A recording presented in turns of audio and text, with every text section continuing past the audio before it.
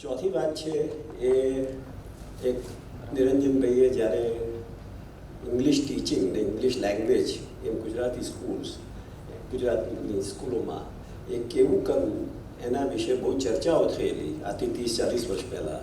ત્યારે એમને એક સ્લોગન આપેલું, માધ્યમ ગુજરાતી ઉત્તમ અંગ્રેજી.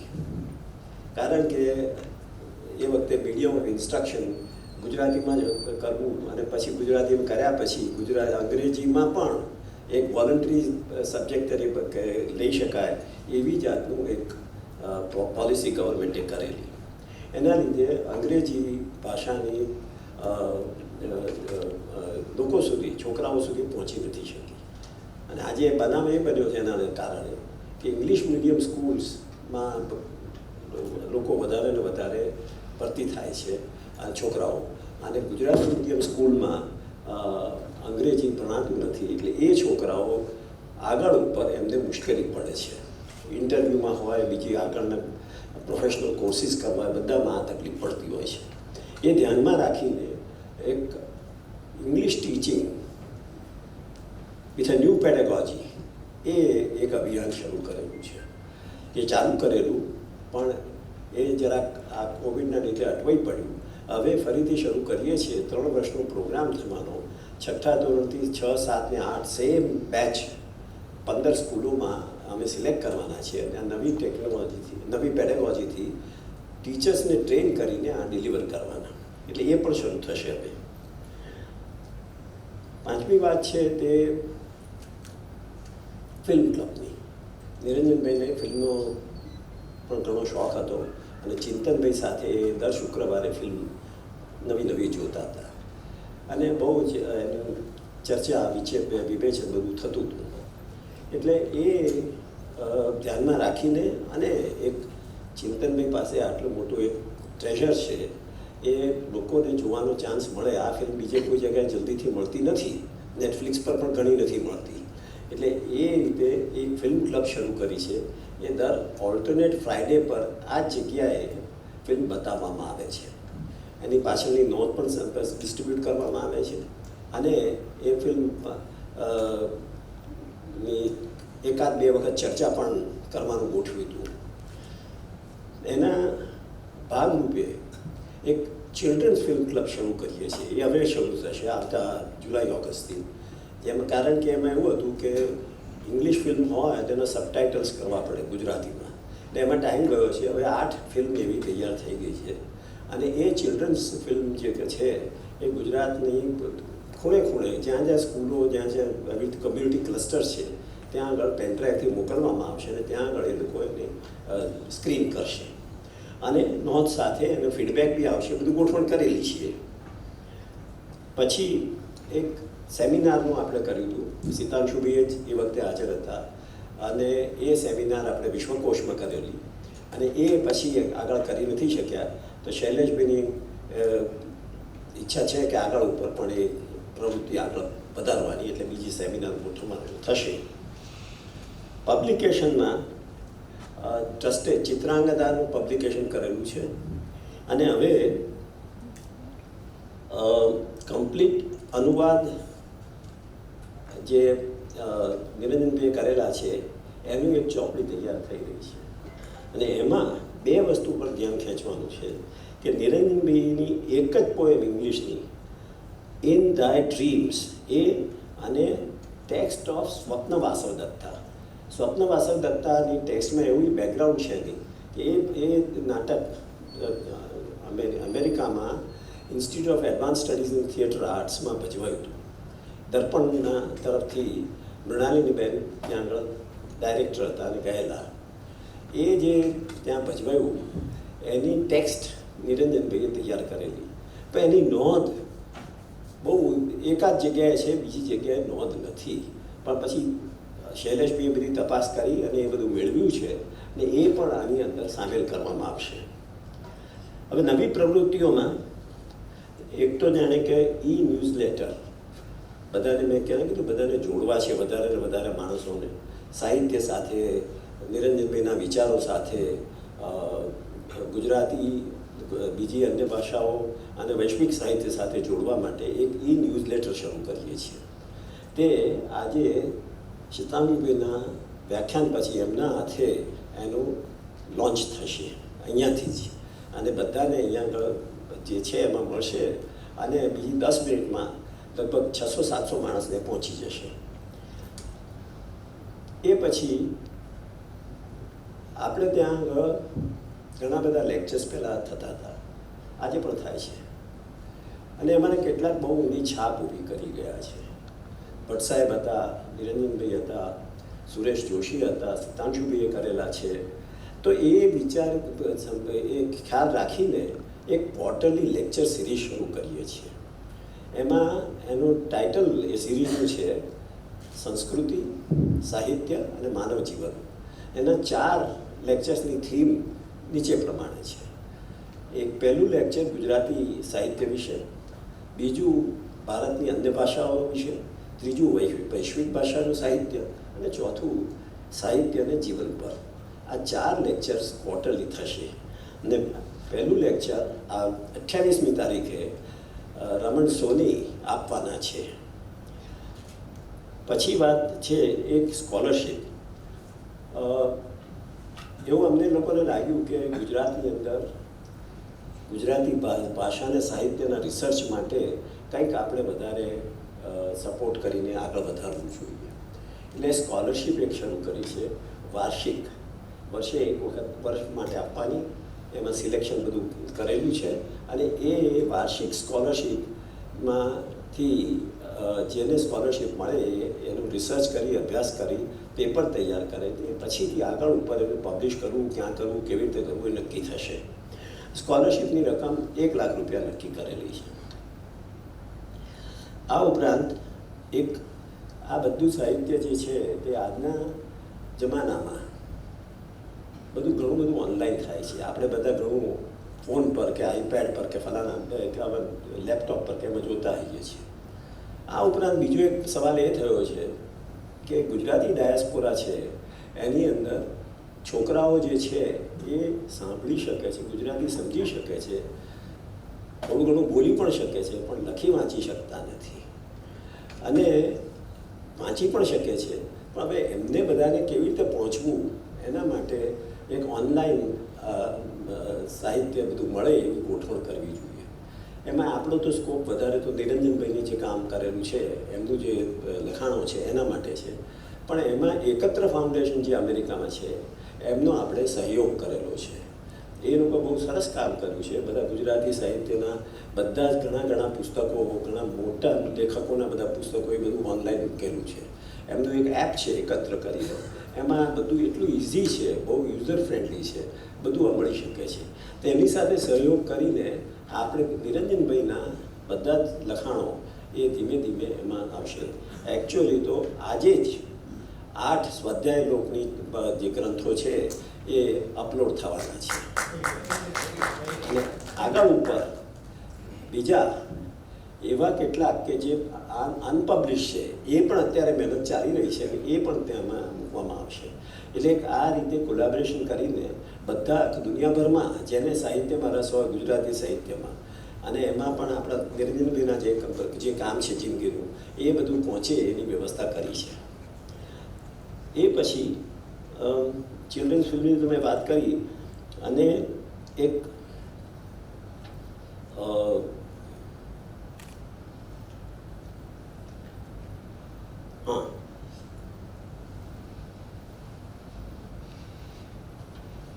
આપણે અમદાવાદમાં સેન્ટ્રલ કહેવાય એવું કહી શકાય આપણાથી, ટાઉન હોલની પાછળ આપણે થોડીક એક ઓફિસ એક હોલ ઊભો કર્યો છે આશીમા હાઉસમાં, માણેકલાલ જેઠાલાલ લાઇબ્રેરીના પાછલા ભાગમાં. એ ફેસિલિટી જે છે હોલની, એ સાહિત્યને લગતા જે ગ્રુપો કામ કરી રહ્યા છે એમને આપણે આપવી, અને કોઈ પણ ચાર્જ લીધા વગર. તો સેન્ટ્રલ જગ્યા છે, લોકો આવું શોધતા હોય છે, એટલા માટે એ કામ ત્યાં આગળ થઈ શકે. તો અત્યારે ઓલરેડી 3-4 ગ્રુપો કામ કરી રહ્યા છે. શનિ સભા છે, બાળ વાર્તાની વાત ગ્રુપ્સ છે, આવા બધા ત્યાં આગળ કરી રહ્યા છે. એટલે એનો ઉપયોગ પણ શરૂ થયો છે અને એ આપણે ફેસિલિટેટ કરી રહ્યા છીએ. અને ત્યાં આગળ એ જ હોલમાં નિરંજનભાઈની નિરંજન ભગત ગેલેરી બનાવી છે. શરૂઆત થઈ ગઈ છે, 4-5 ફોટા લાગ્યા છે, પણ અમે આખી એ ગેલેરી બનાવવાના છીએ. અને એમાં જે અત્યાર સુધીના નિરંજનભાઈના જે ફોટા, વિડીયો જે કંઈ પણ છે એ બધું ત્યાં આગળ એક ટીવીમાં સળંગ ચાલ્યા કરે. જે કોઈ પણ વિઝિટર્સ આવે બધું જોઈ શકે એવી વ્યવસ્થા વિચારી છે. તો આ બધી પ્રવૃત્તિઓ અમે કેટલીક મેં કીધું પ્રમાણે ચાલી આવે છે ને કેટલીક વધારાની નવી શરૂ કરીએ છીએ. મને હમણાં જ કોઈ ઇન્ટરવ્યુ પૂછતું હતું કે ટ્રસ્ટ શું એક્ટિવિટી કરે છે, બેને જ પૂછતા હતા. તો ટ્રસ્ટ આ બધી એક્ટિવિટી અત્યારે કરી રહી છે અને બીજી કરે છે. અને આના ઉપરાંત પણ કંઈ પણ કોઈનું સૂચનો હોય તો અમે ધ્યાનમાં લઈ શકીએ.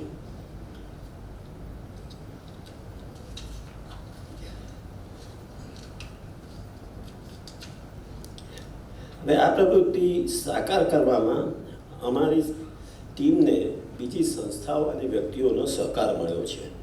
મેં કીધું એ પ્રમાણે સ્કોલરશિપ છે કે ક્વાર્ટરલી લેક્ચર્સ છે, એમાં સ્પોન્સર્સ છે, એ લોકોએ પૈસા આપેલા છે, જેના આધારે એ પ્રવૃત્તિઓ ગોઠવાઈ રહી છે. અત્યારે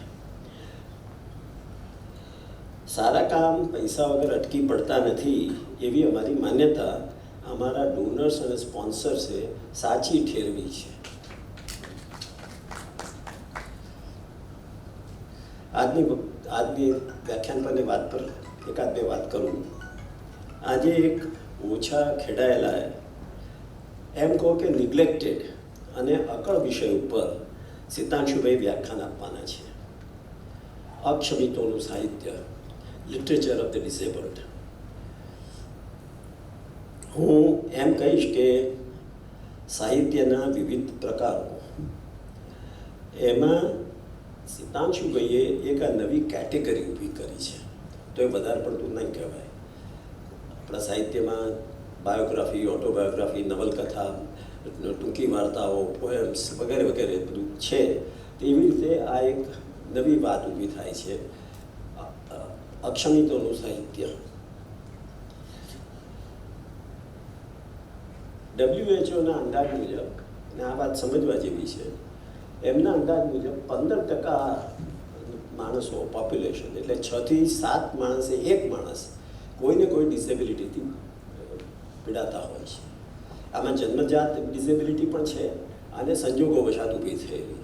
દાખલા તરીકે ડિઝાસ્ટર થાય, એક્સિડન્ટ થાય અને ડિસેબિલિટી થાય, માલન્યુટ્રિશનથી થાય, એ ડિસેબિલિટી પણ આવી જાય છે. એ લોકો તો 21 કેટેગરી કરી છે, પણ આપણે જે ઇમ્પોર્ટન્ટ છે એ સમજીએ તો 7-8 એવી જે છે. તો આ લોકો કેવી રીતે પોતાની જાતને એક્સપ્રેસ કરે છે, એમનું પોતાનું લખાણ અને એમના વિશે વિચારકો અને સાહિત્યકારોએ જે લખાણ કર્યું છે એની વાત છે. એટલે એ એમની લાગણીઓ અને પડકારો ઉપર સાહિત્યકારો અને વિચારકોએ જે કર્યું છે એ વાતની પણ સિતાંશુભાઈ વાત કરશે. આવા વિષય ઉપર સિતાંશુભાઈ જેવા ઊંડા વિચારક અને વૈધક દ્રષ્ટિવાળા સાહિત્યકાર પોતાનો વિચારો રજૂ કરે તે ખૂબ જ મોટી ઉપલબ્ધિ છે.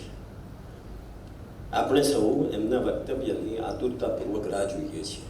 તો એ ક્ષણ આવી ગઈ છે અને આપણે વ્યાખ્યાન માટે સિતાંશુભાઈને વિનંતી કરીએ.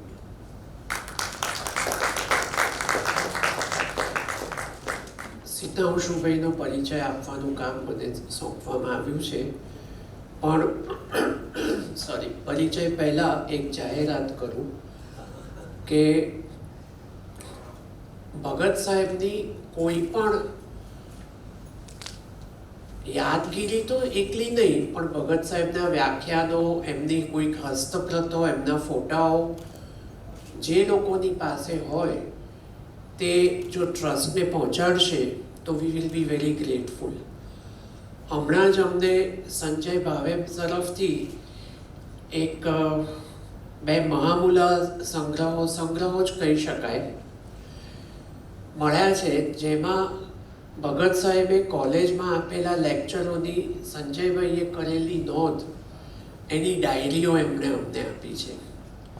તેની સાથે ભગત સાહેબ જ્યારે સેફાયર હાઉસમાં કે પરિષદમાં ભાષણો આપતા હતા ત્યારે તે પોતાની સાથે વિદેશી કવિઓના કાવ્યોના પોતે કરેલા અંગ્રેજી અનુવાદ સાયક્લોસ્ટાઇલ કે ઝીરોક્સ કરીને વેચતા હતા. તો એ પણ અમને મળ્યા છે અને તેમાંના અમુક પહેલાં ક્યાંય જોવામાં નથી આવ્યા અને તે પણ અમારા નિરંજન ભગતના અનુવાદો પુસ્તકમાં એનો સમાવેશ થશે. તદુપરાંત બહુ ઓછી વાર જોવામાં આવેલું પુસ્તક છંદોલય 1957માં પ્રગટ થયેલું અને એની મોટી વાત એવી છે કે એ પુસ્તક ઉમાશંકર જોશીએ ક્યુરેટ કરેલું, જેને માટે નિરંજનભાઈએ નિવેદનમાં લખ્યું છે કે કર્તૃત્વ મારું છે પણ કાવ્યોની પસંદગી, ક્રમ વગેરે ઉમાશંકર જોશીનું છે અને એની આવૃત્તિ પણ અમને મળી છે. એના ઉપર પણ અમે આગળ કામ ચોક્કસ કરીશું. તો આવી જે પણ કંઈ ભગત સાહેબની વસ્તુઓ કોઈની પાસે હોય એ ટ્રસ્ટ સાથે શેર કરશે તો we will be grateful to them. મારી જવાબદારી પૂરી કરું એના પહેલાં બીજી એક જાહેરાત, એક નમ્ર વિનંતી પાછળ બેસેલા સૌને કે આગળ આવીને બેસે. પાછા જતાં થોડા પગથિયા વધારે ચડવા પડશે પણ વક્તાને ખૂબ સારું લાગશે કે આગળની સીટો તો બધી ભરાયેલી છે. Please. Thank you so much. I see many people getting up. જે લોકો ઊભા થઈને આવી શકે તેમને ખાસ વિનંતી કે બધા આગળ આવીને બેસે. આગળ ખૂબ જગ્યા છે. Thank you so much. મને લાગે છે કે હું અક્ષમ કહેવાઉં એટલે એમ કહી શકાય કે હું જે પરિચય આપીશ તેની સાથે આજના વિષય અક્ષમિતોના સાહિત્યને કંઈક તાદાત્મ્ય છે. હું જોઉં છું કે આ સભામાં એકથી વધારે વ્યક્તિઓ એવી છે કે જે મારા કરતાં સીતાંશુભાઈને ઘણા વધુ સારી રીતે ઓળખે છે, જાણે છે અને એવી પણ વ્યક્તિઓ છે કે જેમને માટે સીતાંશુભાઈનો પરિચય અનાવશ્યક છે. પણ મારે તો મને સોંપેલી જવાબદારી અદા કરવાની જ રહે છે અને આશા રાખું કે એક અક્ષમે આપેલો પરિચય અક્ષમ્ય નહીં હોય. તો 1941માં ભુજ કચ્છમાં જન્મેલા સીતાંશુભાઈએ માધ્યમિક શિક્ષણ લીધું વડોદરામાં અને કોલેજ માટે મુંબઈની સેન્ટ ઝેવિયર કોલેજ પસંદ કરી. ગુજરાતી સંસ્કૃત સાથે BA અને 1965માં MAની ઉપાધિ મેળવી. 3 વર્ષ ગુજરાતીના પ્રાધ્યાપક રહ્યા બાદ 1968માં ફૂલ બ્રાઇટ સ્કોલરશિપ મેળવી અમેરિકાની ઇન્ડિયાના યુનિવર્સિટીમાં જોડાયા. સૌંદર્યશાસ્ત્ર અને તુલનાત્મક સાહિત્ય ઇસ્થેટિક્સ એન્ડ કમ્પેરેટિવ લિટરેચરમાં MA તેમજ PhDની ઉપાધિ મેળવી. ફોર્ડ વેસ્ટ યુરોપિયન ફેલોશિપ નીચે ફ્રાન્સમાં 1 વર્ષ ગાળ્યું. 1977માં બોમ્બે યુનિવર્સિટીમાંથી ડોક્ટરેટની ઉપાધિ મેળવી. તેઓ 70ના દાયકામાં મીઠીબાઈ કોલેજ મુંબઈમાં ગુજરાતીના અધ્યાપક હતા અને 1983થી વડોદરાની મહારાજા યુનિવર્સિટીમાં જોડાયા. તેઓ Jadavpur University Kolkata, Delhi University, Bombay University, Sorbonne University Paris, Loyola Marymount University Los Angeles, University of Pennsylvania Philadelphia વગેરેમાં વિઝિટિંગ પ્રોફેસર રહી ચૂક્યા છે. 1987માં સાહિત્ય અકાદમી દિલ્હીનો એવોર્ડ રણજીતરામ સુવર્ણચંદ્રક, 98માં રાષ્ટ્રીય કબીર સન્માન, 96માં નેશનલ હાર્મની એવોર્ડ, 2002માં નર્મદ સુવર્ણચંદ્રક, 2013માં સાહિત્ય ગૌરવ પુરસ્કાર અને 2017માં સરસ્વતી સન્માનથી પુરસ્કૃત સીતાંશુભાઈ અસંખ્ય પુરસ્કારોથી સન્માનિત થયેલા છે અને કદાચ ગુજરાતી સાહિત્યના કદાચ સૌથી વધુ પુરસ્કૃત સાહિત્યકાર પણ હોઈ શકે. Spastic Society of India, Balwant Parekh Centre for General Semantics, Ekatra Foundation, Gujarati Sahitya Parishad, Forbes Gujarati Sabha, Saurashtra University, Maharaja Sayajirao University, આવા બધા પ્રતિષ્ઠિત અને બહુવિધ પ્રવૃત્તિ ધરાવતા અનેક પ્રતિષ્ઠાનો સાથે તેઓ એક યા બીજા સમયે ઘનિષ્ઠ રીતે સંકળાયેલા રહ્યા છે. સાહિત્ય અકાદમી દિલ્હીના પ્રકલ્પ ભારતીય સાહિત્યનો જ્ઞાનકોશ, તેના તેઓ મુખ્ય સંપાદક રહી ચૂક્યા છે.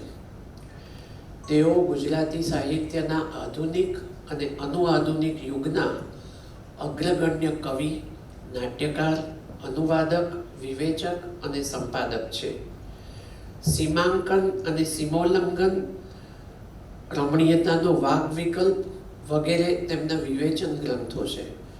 ગુજરાતી રંગમંચના પ્રતિષ્ઠિત દિગ્દર્શકો દ્વારા સફળ મંચન કરાયેલા તેમના મૌલિક તેમજ અન્ય ભાષાઓમાંથી રૂપાંતર કરેલા નાટકોમાં કેમ મકનજી ક્યાં ચાલ્યા, વૈશાખી કોયલ, આ માણસ મદ્રાસી લાગે છે, તોખાર, લેડી લાલકુંવર, અશ્વત્થામા હજી પણ જીવે છે વગેરે ગણાવી શકાય. માયા મેમસાહેબ ફિલ્મનો સ્ક્રીન પ્લે તેમણે લખેલો છે. ઓડિસિયસનું હલેસું, જટાયુ, મોહેનજોદડો અને વખાર તેમના પ્રતિષ્ઠિત કાવ્ય સંગ્રહો છે. તેમના કાવ્યોનો હિન્દી, અંગ્રેજી, Marathi, Bengali, French, German, Russian અને કોરિયન ભાષામાં અનુવાદો થયા છે.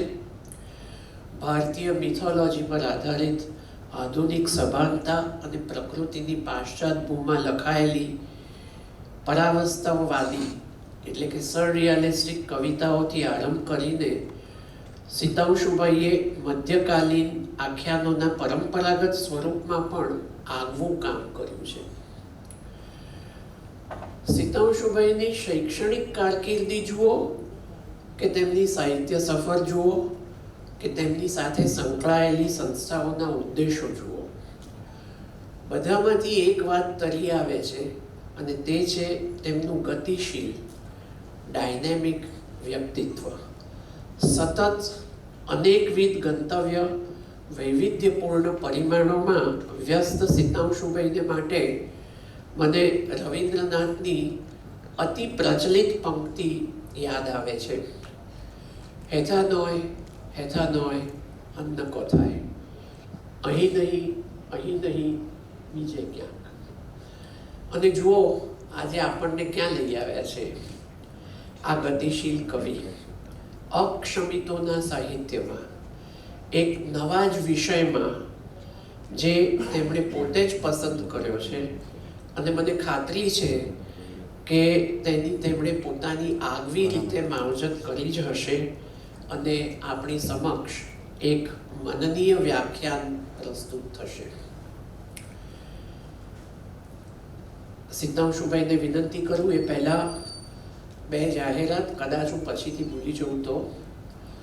જતી વખતે આ વ્યાખ્યાનની કોપી તમારા માટે બહાર મૂકેલી છે, તે જ લેતા જશો અને આઈસ્ક્રીમ પણ સર્વ થશે, એ પણ ખાતા જશો એ વિનંતી. તો નિરંજન ભગતના 96મા જન્મદિવસે તેમની સ્મૃતિમાં ત્રીજું સ્મૃતિ વ્યાખ્યાન અક્ષમિતોનું સાહિત્ય આરંભ કરવા આજના અતિથિ વિશેષ સિતાંશુભાઈને વિનંતી.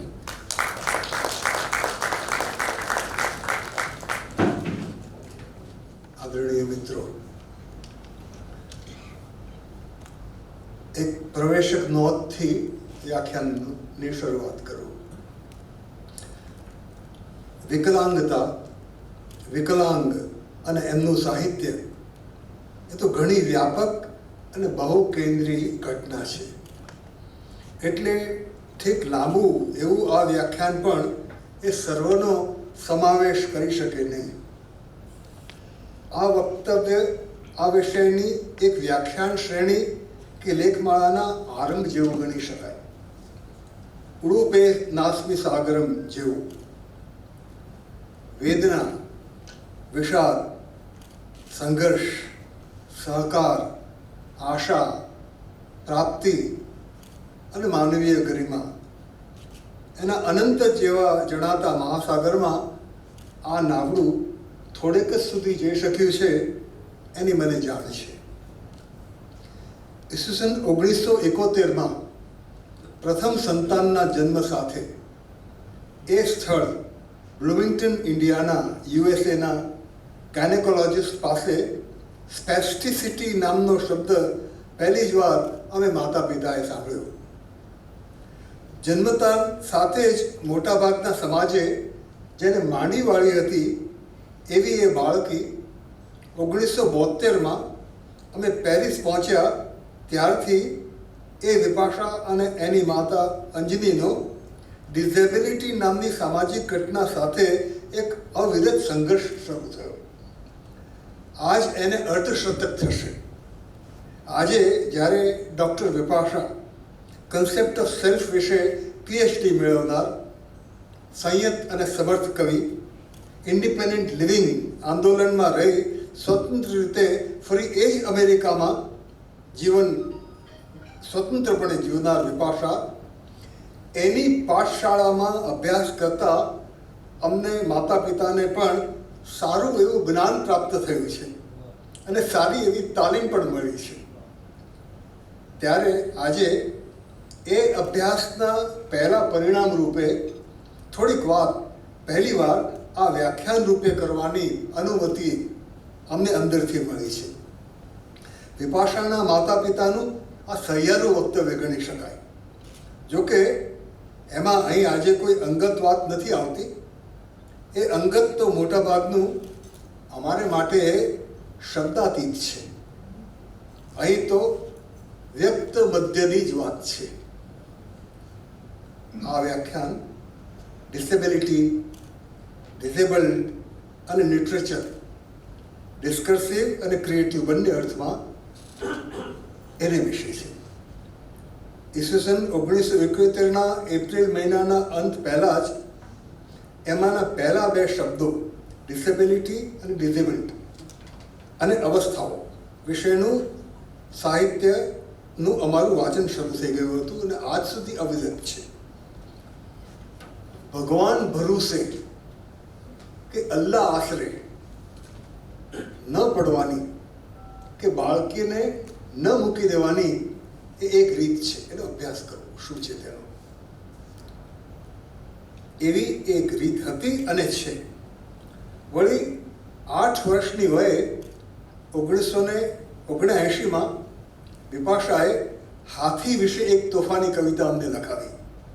ત્યારથી ક્રિએટિવ લિટરેચર ઓફ ડિઝેબિલિટી વિશે અને એની રચનાઓ વિશે પણ ઉમંગથી અને હિંમતથી વાંચન ચાલુ છે.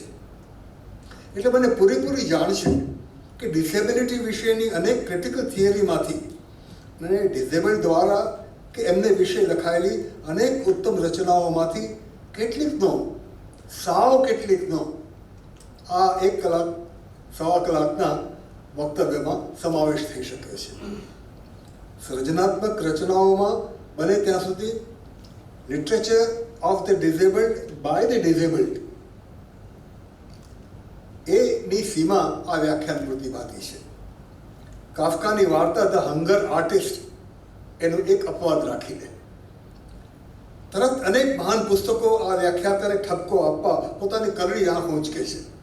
ટુ કિલ ધ મોકિંગબર્ડમાં અમેરિકન નવલકથાકાર લેખિકા હાર્પર લી જેમ સામાજિક રીતે અક્ષમિત કે ડિઝેબલ્ડ એવા નિર્દોષ અશ્વેત યુવક ટોમ રોબિન્સન અને એવી શ્વેત વ્યક્તિ બુ રેડલીની એક વાર્તા અનોખી રીતે કહે છે, તેવી જ રીતે દયા પવાર અને નામદેવ ઢસાળ, બામા અને પિયુષ શિવકાશી જેવા ભારતીય દલિત લેખકો તેમજ પ્રેમચંદ અને મેઘાણી, મહાશ્વેતા દેવી અને ભાલચંદ્ર નિમાડી જેવા દલિતેતર લેખકોએ એવી જ સમર્થ રીતે ભારતના સોશિયલી, પોલિટિકલી, ઇકોનોમિકલી, રિલિજિયસલી ડિઝેબલ્ડ જગતની અનેક વાતો અનેક ઉત્તમ રીતે કરી છે.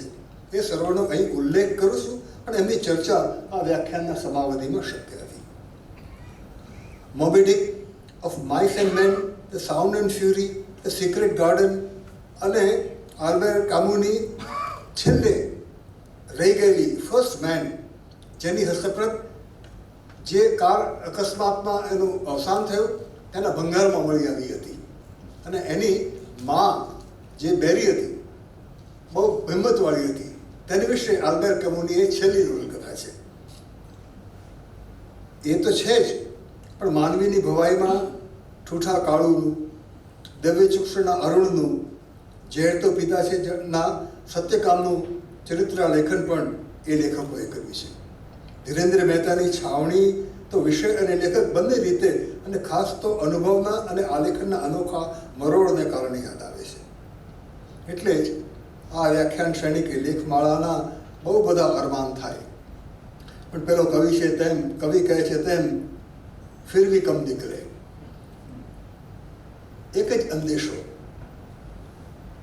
આ બધા વિશે રાબેતા મુજબના છીછરા અને અર્થઘટન શૂન્ય, કશી મીમાંસા કે હાર્મોનેટિક રીડિંગ વિનાના 10-12 મહાનિબંધો આ વ્યાખ્યાન બાદ લખાવા ન માંડે અને એ બધા વિશે નરી ચબરાકીથી આમ તેમથી માહિતી ઉછેટીને ડિઝેબિલિટીના દેશમાં ડિસ્નીલેન્ડની પિકનિક પર લઈ જવાની ગદાથી 4-5 દૈનિકોમાં અધરવાઇઝ એબલોની દુનિયા જેવા કોઈ શીર્ષકવાળી કટારો શરૂ ન થઈ જાય, અથવા અને આ તો રહી ગયું વાળી ટિપ્પણીઓ પણ ચાલુ ન થઈ જાય, એ એક જ અંદેશો છે અને એક આશા,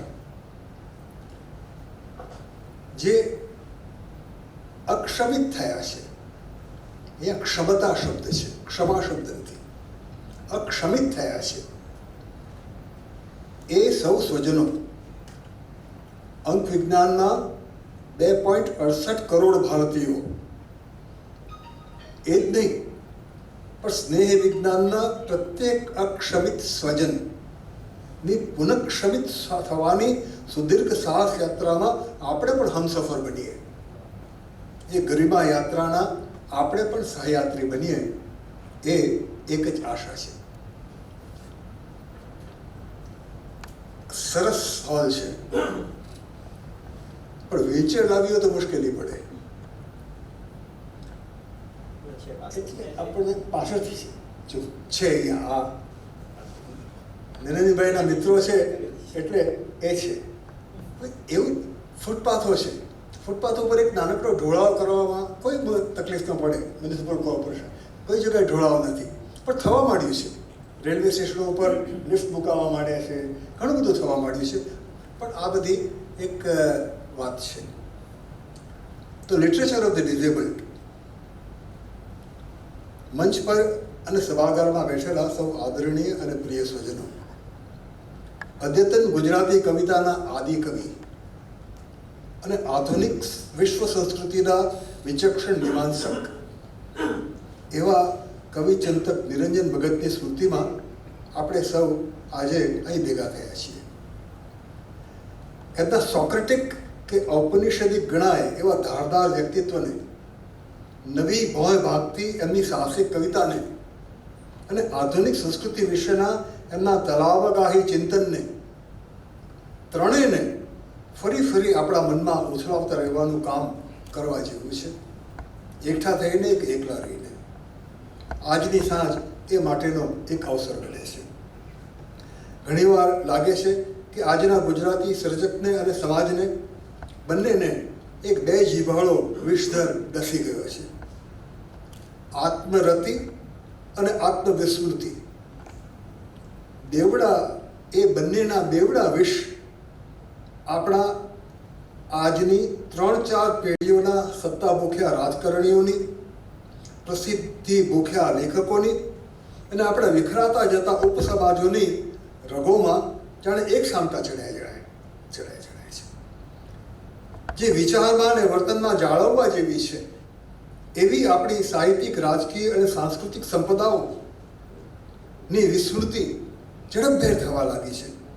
અને જે ભૂલી જવા જેવા છે એવા એમના અંશોના વ્યામોમાં ગુજરાતી સમાજ, રાજ્ય અને સાહિત્ય આજે સપડાયેલા દેખાય છે. સ્મરણ અને વિસ્મરણના એવા ઘાતક વમળમાં સપડાયેલો આપણો વર્તમાન વળોવાય છે. એવા સમયમાં નિરંજન સ્મૃતિ એ તો એક કાતિલ ઝેર સામે કારગત નીવડે એવી આપણી રસભરી નોળવેલ છે. એવી નિરંજન નોળવેલની સંજીવની મહેક લઈને, અથવા લાભશંકર ઠાકર કહે છે તેમ, વાગીશ્વરીના નેત્ર સરોવરમાંથી ખોબો પાણી પી આજે આપણે આવતીકાલે ફરી ઉમાશંકર, નિરંજન અને લાભશંકરે આપણને સોંપેલા વગર ભૂલે વળગી જવાનું છે. એવા એક કામ વિશે મારું આ નિરંજન ભગત સ્મૃતિ વ્યાખ્યાન છે. શ્રી નિરંજન ભગત મેમોરિયલ ટ્રસ્ટ એન્ડ આર્કાઇવ્સના દ્રષ્ટિ સંપન્ન ન્યાસીઓ શ્રીમતી તરલા અરુણ ભગત, શ્રી પ્રફુલ્લ અનુભાઈ, શ્રી ચિંતન નંદીલાલ પરીખ, શ્રી પાવન બકેરી અને શ્રી શૈલેષ પારેખને સર્જક સ્મરણ માટેનો એક માતબર મંચ તૈયાર કરવા બદલ હૃદયભર અભિનંદન. વર્ષ 2022ના નિરંજન ભગત મેમોરિયલ લેક્ચર માટેનું નિમંત્રણ મને આપવા માટે એ સૌ આદરણીય ન્યાસીઓનો આભાર અને એમના વતી મારી સાથે સ્નેહપૂર્વક સંપર્કમાં રહેનાર કવિ વિવેચક શ્રી રાજેન્દ્ર પટેલને મૈત્રી ભર્યા વંદન. તો એવા કવિ ચિંતક કર્મશીલના સ્મરણે અપાતા 2022ના આ મેમોરિયલનો વિષય છે લિટરેચર ઓફ ધી ડિઝેબલ્ડ. શેનું ને કોનું સાહિત્ય? વિકલાંગતા, દિવ્યાંગતા, ખોડ, પંગુતા અને પંગુ, ખોડો કે પાંગળી, વિકલાંગ કે દિવ્યાંગ, ગુજરાતીમાં શું કહીને ઓળખાવીશું એને? ન જાણે. પંગુ કહો કે દિવ્યાંગ, એ જે છે એ તો છે જ. એના વાસ્તવ વિશે, એ વાસ્તવની વાત કરવાની વાણી વિશે અને એના સાહિત્ય વિશે ગુજરાતમાં બલકે ભારતભરમાં થવો જોઈએ એથી ઘણો ઓછો ઉહાપો થયો છે. એ આપણી સ્ટિગ્મેટાઇઝડ સિક્રેટ રિયાલિટી છે. એની અને એ વાસ્તવના ન જેવા લખાયેલા વંચાયેલા ગુજરાતી સાહિત્યની અને અન્ય સાહિત્યોની કેટલીક તલાશ અને કેટલીક માંડણી આ વ્યાખ્યાનમાં કરવા ધારી છે. પહેલો સવાલ એ છે કે ડિઝેબિલિટી એટલે શું અને કોને ડિઝેબલ્ડ કહેવાય? અલગ અલગ દ્રષ્ટિકોણથી એ સવાલની વિવિધ છણાવટ થઈ છે. એવા જાગતિક વિકલાંગતા વિચારને મેડિકલ, સ્ટેટિસ્ટિકલ, લીગલ અને સોશિયોલોજિકલ એવા 4 મુખ્ય મોડેલ્સમાં મૂકી શકાય. ક્યારેક એકબીજાને આગળ વધારતી તો ક્યારેક એકમેકનો ઉચ્છેદ કરતી આ 4 ક્રિટિકલ થિયરીઝ ઓફ ડિઝેબિલિટીની શક્ય એટલી ચર્ચા આજના વ્યાખ્યાનમાં કરીશું. પણ what is disability and who is a disabled person જેવા સવાલોનો એક અણધાર્યો પણ આબાદ જવાબ જો કોઈએ આપ્યો હોય તો એ કોઈ નિષ્ણાત ડૉક્ટરે, સંખ્યાશાસ્ત્રીએ, વકીલે કે સમાજ વિજ્ઞાનીએ નહીં, પણ સાપેક્ષતાના અટપટા સિદ્ધાંતના દ્રષ્ટા આલ્બર્ટ આઇન્સ્ટાઈને.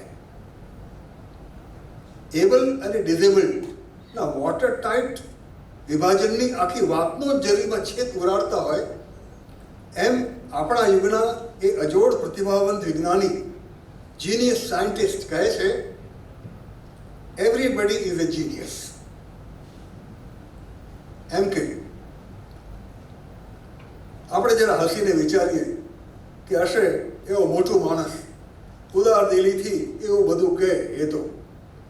મને યાદ આવે છે કે આપણા સુકવિ ઉષ્ણસે એકવાર મને મધુર સ્મિત સાથે કહ્યું હતું કે એઓના કુટુંબમાં પણ એક વિકલાંગ બાલિકા છે અને એને પાનો ચડાવવા માટે એઓ એને તું તો જીનિયસ છે એવું ઘણીવાર કહે છે.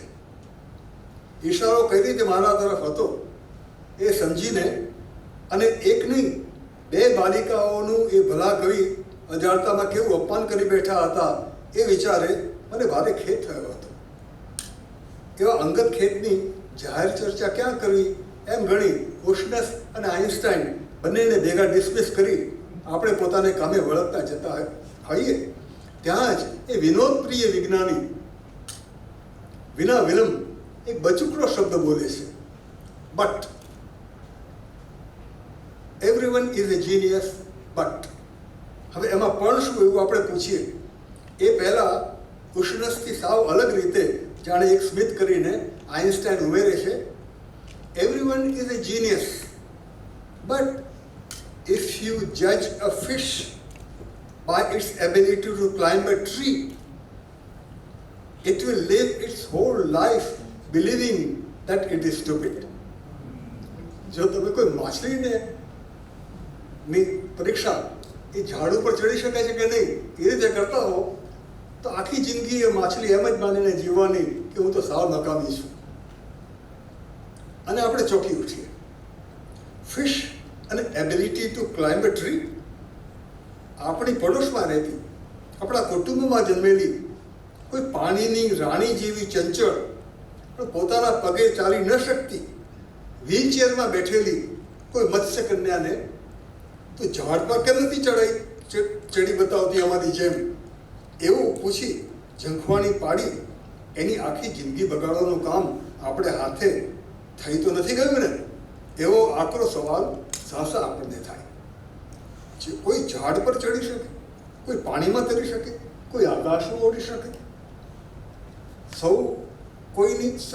સૌની કોઈની કોઈ શક્તિ અને કોઈની કોઈ ક્ષમતા હોય છે અને અક્ષમતા પણ.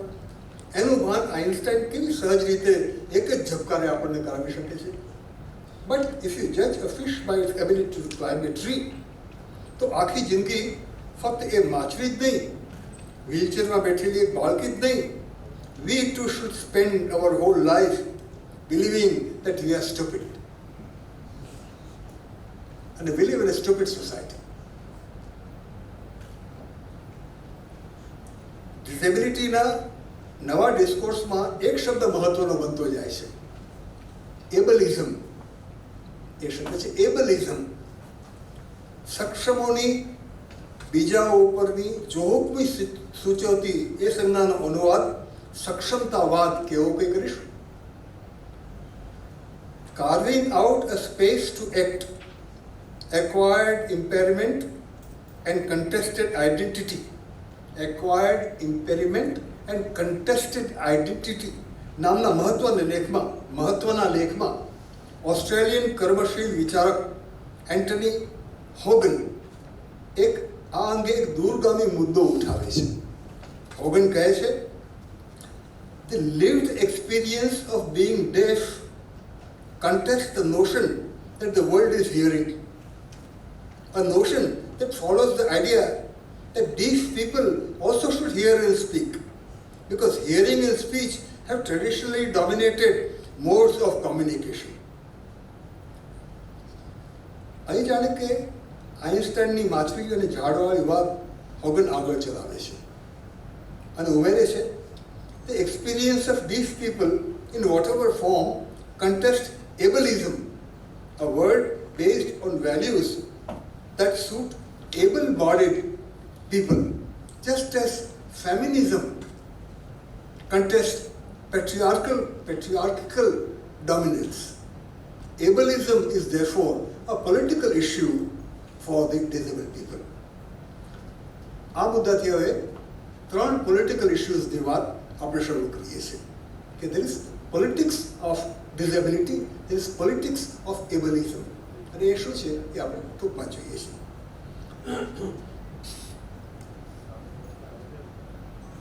તો એ રીતે વિચારતા જેમ નારીવાદી વિચારણા સમાજમાં પુરુષોની સત્તાને પડકારે છે, તેવી રીતે એબલિઝમ કે સક્ષમતાવાદ ડિઝેબલ્ડ કે અક્ષમ કરાયેલા લોકો માટે એક પોલિટિકલ ઇશ્યુ છે. આ એક પોલિટિકલ કે રાજનીતિક, જેને હિન્દીમાં સિયાસી કહે છે, તેવો મુદ્દો છે, માત્ર વૈયક્તિક કે સામાજિક કે વહીવટી મુદ્દો નથી. આ જો આપણે ન સમજીએ તો મૂવમેન્ટ ઓફ ધ ડિઝેબલ્ડ એ આગળ જ ના ચાલે. મહેરબાની આપણે કરી શકીએ પણ સક્ષમ ન કરી શકીએ. જેને આપણે સામાજિક રીતે અક્ષમ બનાવ્યા છે એટલા માટે અક્ષમિત છે. અક્ષમ્ય તો આપણે છીએ, જે ક્ષમા ઉપરથી આવે છે, પણ ક્ષમતા ઉપરથી આવતી વાત છે. તો આ 3 જો એટલે વહીવટી મુદ્દો નથી, સામાજિક મુદ્દો નથી, વૈયક્તિક મુદ્દો નથી, ઇટ્સ અ પોલિટિકલ ઇશ્યુ. એટલે કે રાજ્ય સત્તા સાથે અને સમાજની સત્તા સાથે કઈ રીતે આપણી મદદથી નહીં, આપણી મદદ વિના ડિઝેબલ્ડ પર્સન્સ કઈ રીતે પાણું પાડી શકે અને એ રીતે આખા સમાજમાં અને રાજ્યમાં અને વહીવટમાં કેવો ફેરફાર આવે એની આ વાત છે. એટલે જો politics of engagement with the state, રાજ્ય સત્તા સાથેના અનુબંધની રાજનીતિ એ વિકલાંગ સમુદાય અને સાહિત્યનું એક રાજનીતિપરક પ્રસ્થાન બિંદુ છે. તો આશાની રાજનીતિ કે પોલિટિક્સ ઓફ હોપ એ એનું બીજું પ્રસ્થાન બિંદુ છે. જ્યારે બાળક ડિઝેબલ જન્મે ને ત્યારે સૌથી પહેલું જે થાય અને બધા ડૉક્ટરો કહે કે નાઉ શી વિલ વેજીટેટ, કંઈ નહીં થાય, આ છે તે, યુ લૂઝ હોપ. અને ત્યારે યાદ આવે કે ડાન્ટેના ડિવાઇન કોમેડીમાં ઇન્ફર્નોના દરવાજા ઉપર those who enter here give up hope એમ લખ્યું હતું. This is like entering inferno. પણ દાંતે જેવી તાકાત હોય ને તો ઇન્ફર્નોની આરપાર જઈને પર્ગેટોરિયમમાં જઈને પેરેડિઝોમાં જઈ શકાય. એ છે પોલિટિક્સ ઓફ હોપ. એટલે પોલિટિક્સ પહેલું જે છે political engagement with the state, બીજું છે politics of hope, political engagement with one's own self. Disability and the disability struggle and politics of hope એ નામના પ્રભાવશાળી નિબંધમાં યુનિવર્સિટી ઓફ લંડનના પ્રોફેસર લેન બાર્ટન પણ આશાની રાજનીતિની વાત એ જ રીતે કરે છે. એ નિબંધમાં બાર્ટન કહે છે, a fundamental argument of this chapter is that there now is an urgency about the need for further attention being given to the development of a political analysis which is inspired by a desire for transformative change that constitutes hope at the center of the struggle for inclusivity. આ હોપની વાત અહીંયા જે લખી છે તે ટૂંકમાં તમને કહું કે આ કોઈ બાપુએ આપેલી આશા નથી કે કોઈ પેલા પોઝિટિવ થિંકિંગ વાળાએ આપેલી આશા નથી. આ તમારા એન્ગેજમેન્ટમાંથી આવતી આશા છે. તમે પોલિટિકલ એન્ગેજમેન્ટ કરો સ્ટેટ કે સોસાયટી સાથે કે ઇકોનોમી સાથે, ત્યારે તમે બરાબર જો આયોજનપૂર્વક લડત આપી શકતા હો તો તમને આશા પડે પોતાને. કોઈ આશા આપે નહીં તમને. એ ભીખમાં માગતી આશાની વાત નથી, પણ સ્વયં સર્જિત આશાની વાત છે કે ના હજી લડીશું એમ. એ પોલિટિક્સ ઓફ હોપ છે. અને આપણા સમાજની અંદર એ પોલિટિક્સ ઓફ હોપ એ જે કેળવતા હોય જે ડિઝેબલ્ડ, તેને આપણે ઓક્ઝિલરી ફોર્સિસ. આજની ગોષ્ઠીની શરૂઆતે જ નોંધી લઈએ કે લિટરેચર ઓફ ધ ડિઝેબલ્ડ કે અક્ષમિતોનું સાહિત્ય જેમ એક ધ્રુવ પર અક્ષમિત વ્યક્તિના નિતાંત અને બહુધા ઘોર એકાંતમાં જન્મ લેતું હોય છે, તેમ બીજે ધ્રુવે એક ઊંડું પોલિટિકલ એન્ગેજમેન્ટ, ઊંડી રાજનીતિક પ્રતિબદ્ધતા પણ હોય છે. એના વિના ધ ડિઝેબલ્ડની, અક્ષમિત કે વિકલાંગની એક અનન્ય પરતંત્ર માનવ તરીકેની ગરિમા અને સ્વાતંત્ર્યયુક્ત ઓળખ શક્ય ન બને. આ છે લિટરેચર ઓફ ધ ડિઝેબલ્ડના પોતાના લોકેશનનો પ્રશ્ન. લિટરેચર ઓફ ધ ડિઝેબલ્ડની વાત કરીએ છીએ, આ છે તે છે એની વાત નથી, પણ એ કઈ જગ્યાએ લખાય છે, લિટરેચર ઓફ ધ ડિઝેબલ્ડ કઈ જગ્યાએ લખાય છે. તો આ એક જ ધરી ઉપર લખાતું હોય કે માત્ર એક ડિઝેબલ્ડ વ્યક્તિની અતલ એકલતા, અતલ નિરાશા, તો એ ઉત્તમ સાહિત્ય નહીં થાય. અને બીજી તરફથી પોલિટિકલ એન્ગેજમેન્ટની પણ વાત કરતું જો સાહિત્ય હોય એ પણ ઉત્તમ સાહિત્ય નહીં થાય. જ્યાં સુધી આ બે ધરીઓ ઉપર સાહિત્યની કૃતિ નહીં ચાલે ત્યાં, અને આપણે જે કૃતિઓની વાત કરીશું તેમાં પણ જોઈશું કે કેવી રીતે આ બંને વસ્તુ એક સાથે આવે છે. એટલે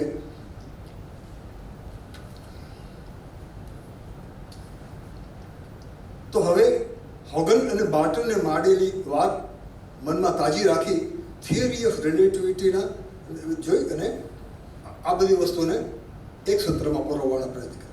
politics of engagement with power, સત્તા સાથેના સંબંધની રાજનીતિ. જો વિકલાંગ વ્યક્તિ, સમુદાય અને સાહિત્યનું એક પોલિટિક્સ છે, પોલિટિક્સ ઓફ હોપ એ બીજું, તો ત્રીજું પોલિટિક્સ છે પોલિટિક્સ ઓફ લેંગ્વેજ. વિકલાંગ સમુદાય અને વિકલાંગોનું સાહિત્ય આ ત્રણ રાજનૈતિક અનુબંધો, બલકે આ ત્રણ રાજનૈતિક સંઘર્ષો વિના આગળ ન વધી શકે, આ ઓળખ મેળવી કે જાળવી ન શકે. તો આ ત્રીજી રાજનીતિ, ભાષાની રાજનીતિ વિશે કેટલીક વાત કરીએ. ભાષાનો અને સાહિત્યનો ઉપયોગ બે રીતે થઈ શકે છે: વાસ્તવને દેખાડવામાં અથવા એને છાવરવામાં. ડિઝેબિલિટીનું વાસ્તવ અટપટું છે, એબિલિટીનું વાસ્તવ પણ ઓછું અટપટું નથી. વિકલાંગતા વિશે આપણે જે ભાષા વાપરીએ છીએ, એ વિશે જે સાહિત્ય લખીએ અને વાંચીએ છીએ, એને આ કસોટીએ ચડાવવું પડે. ડિઝેબલ્ડ અને ડિઝેબિલિટી એ શબ્દોના ગુજરાતી અનુવાદની ચર્ચા કરતા પહેલા એ નોંધવું જોઈએ કે અંગ્રેજી ભાષાના ઇતિહાસમાં પણ એ શબ્દો અંગે ભારે ગડમથલ ચાલી છે.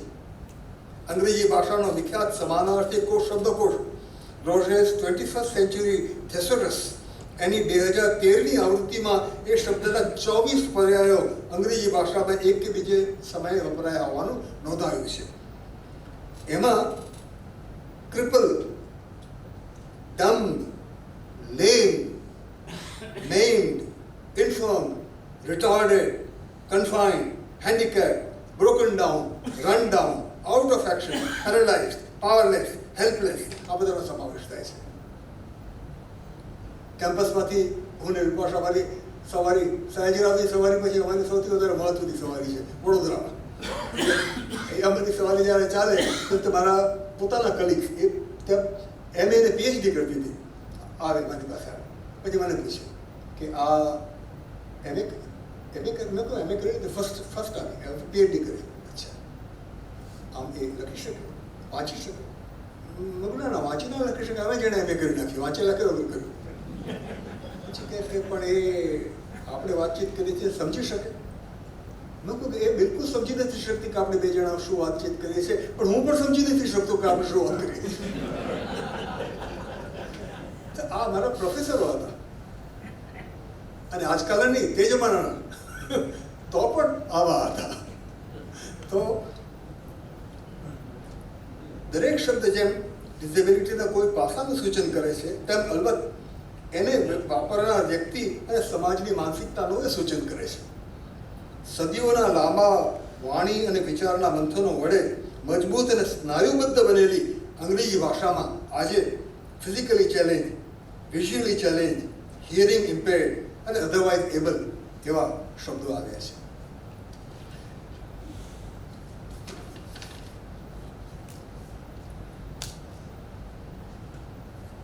અને અંગ્રેજી ભાષી સમાજની માનસિકતા જરાક બદલાઈ છે.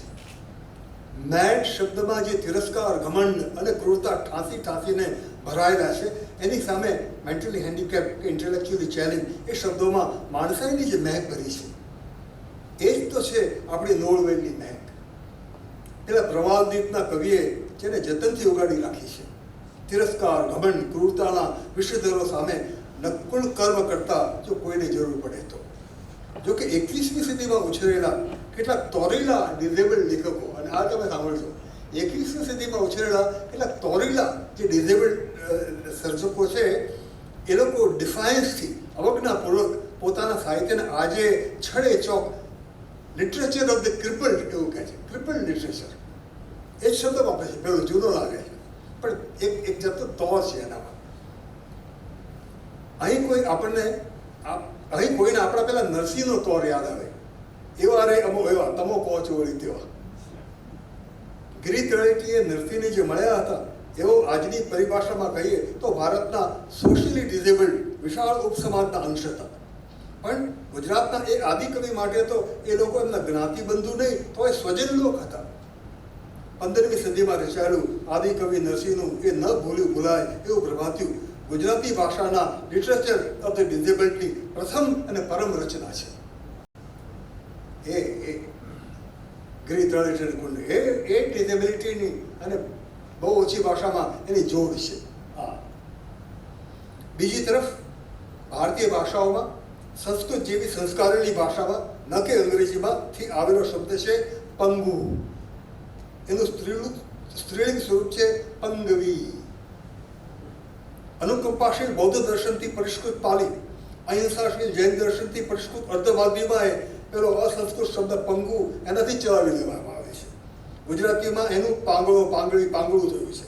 સાર્થ ગુજરાતી જોડણી કોષ ગુજરાત વિદ્યાપીઠ 2017માં પંગુનો લાક્ષણિક અર્થ પામર થાય છે એ પણ નોંધે છે.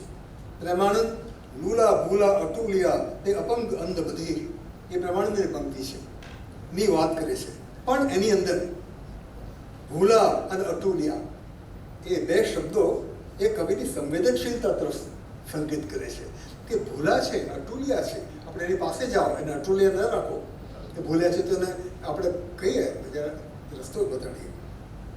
તો લૂલાઓ આપણી વચ્ચે રહેવા છતાં ભૂલા પડ્યાની, એકલા પડી ગયાની વ્યથા અનુભવે છે, એને આપણો આખ્યાનકાર બરોબર જાણે છે.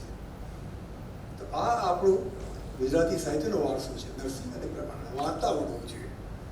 એટલે એ રીતે ડિઝેબિલિટીનું એવું લિટરેચર આપણે સર્જવાનું છે.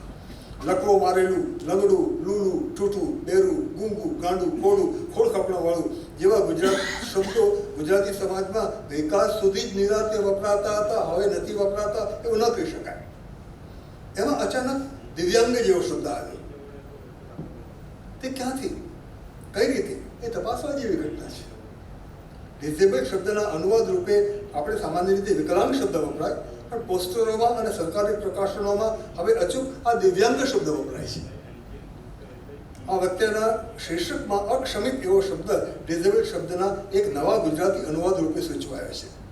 ક્ષમા શબ્દમાંથી નહીં પણ ક્ષમતા શબ્દમાંથી ને રૂપતા આવી છે. અંગ્રેજી શબ્દ ડિઝેબલને તપાસતા એ વિશેષણને નામ રૂપે વાપરતા નિપજ્યો છે. ડિઝેબલ વિશેષણ છે, એનું નામ બની ગયું છે, એ જોઈ શકાશે. ડિઝેબલ વ્યક્તિ એટલે કે જેને ડિઝેબલ કરાઈ છે કે જે ડિઝેબલ થઈ છે એવી વ્યક્તિ. એનેબલ્ડનું એન્ટોનિમ યા વિલોમ એટલે ડિઝેબલ. એમાં એક પ્રક્રિયાનું સૂચન છે.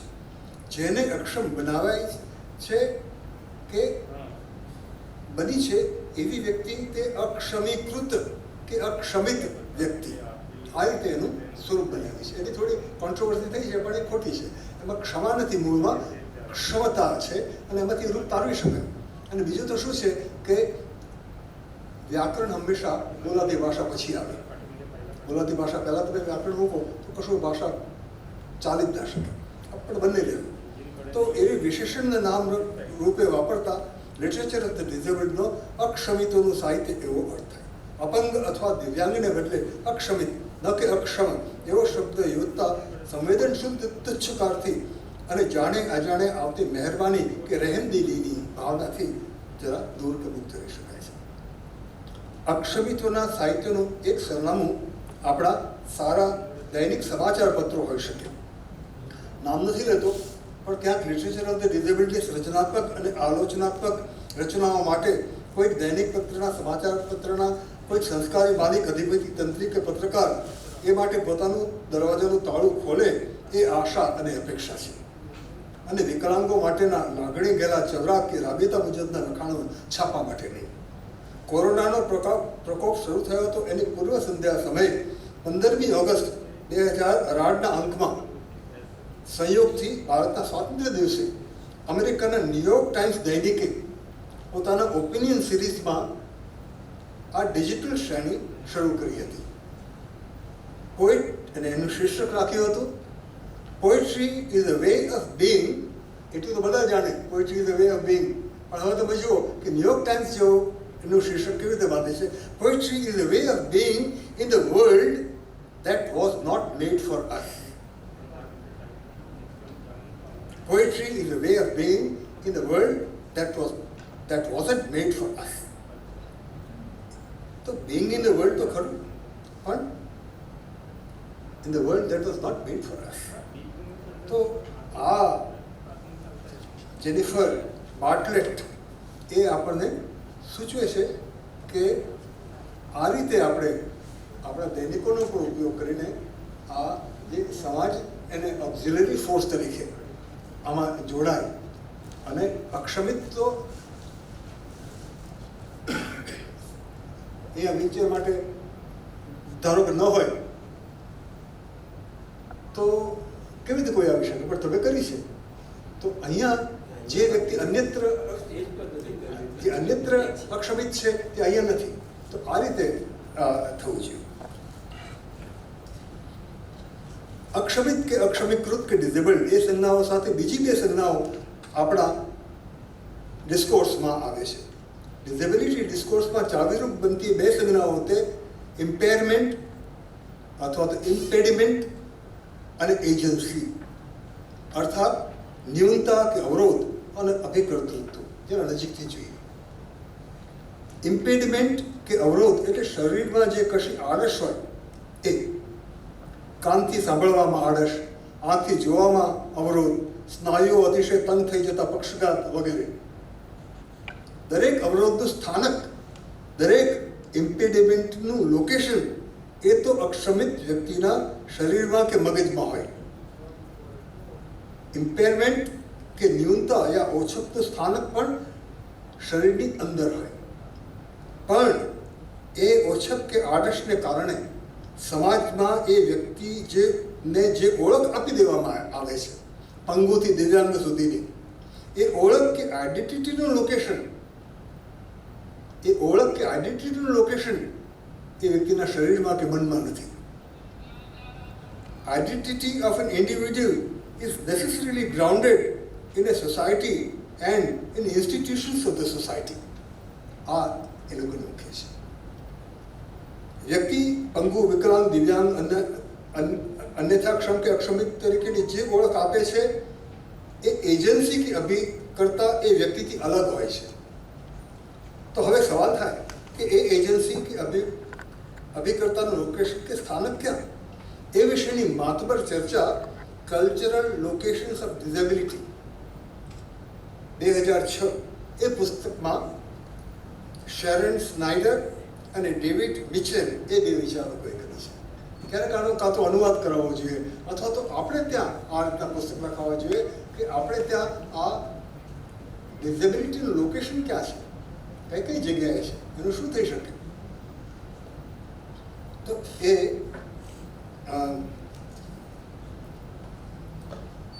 અને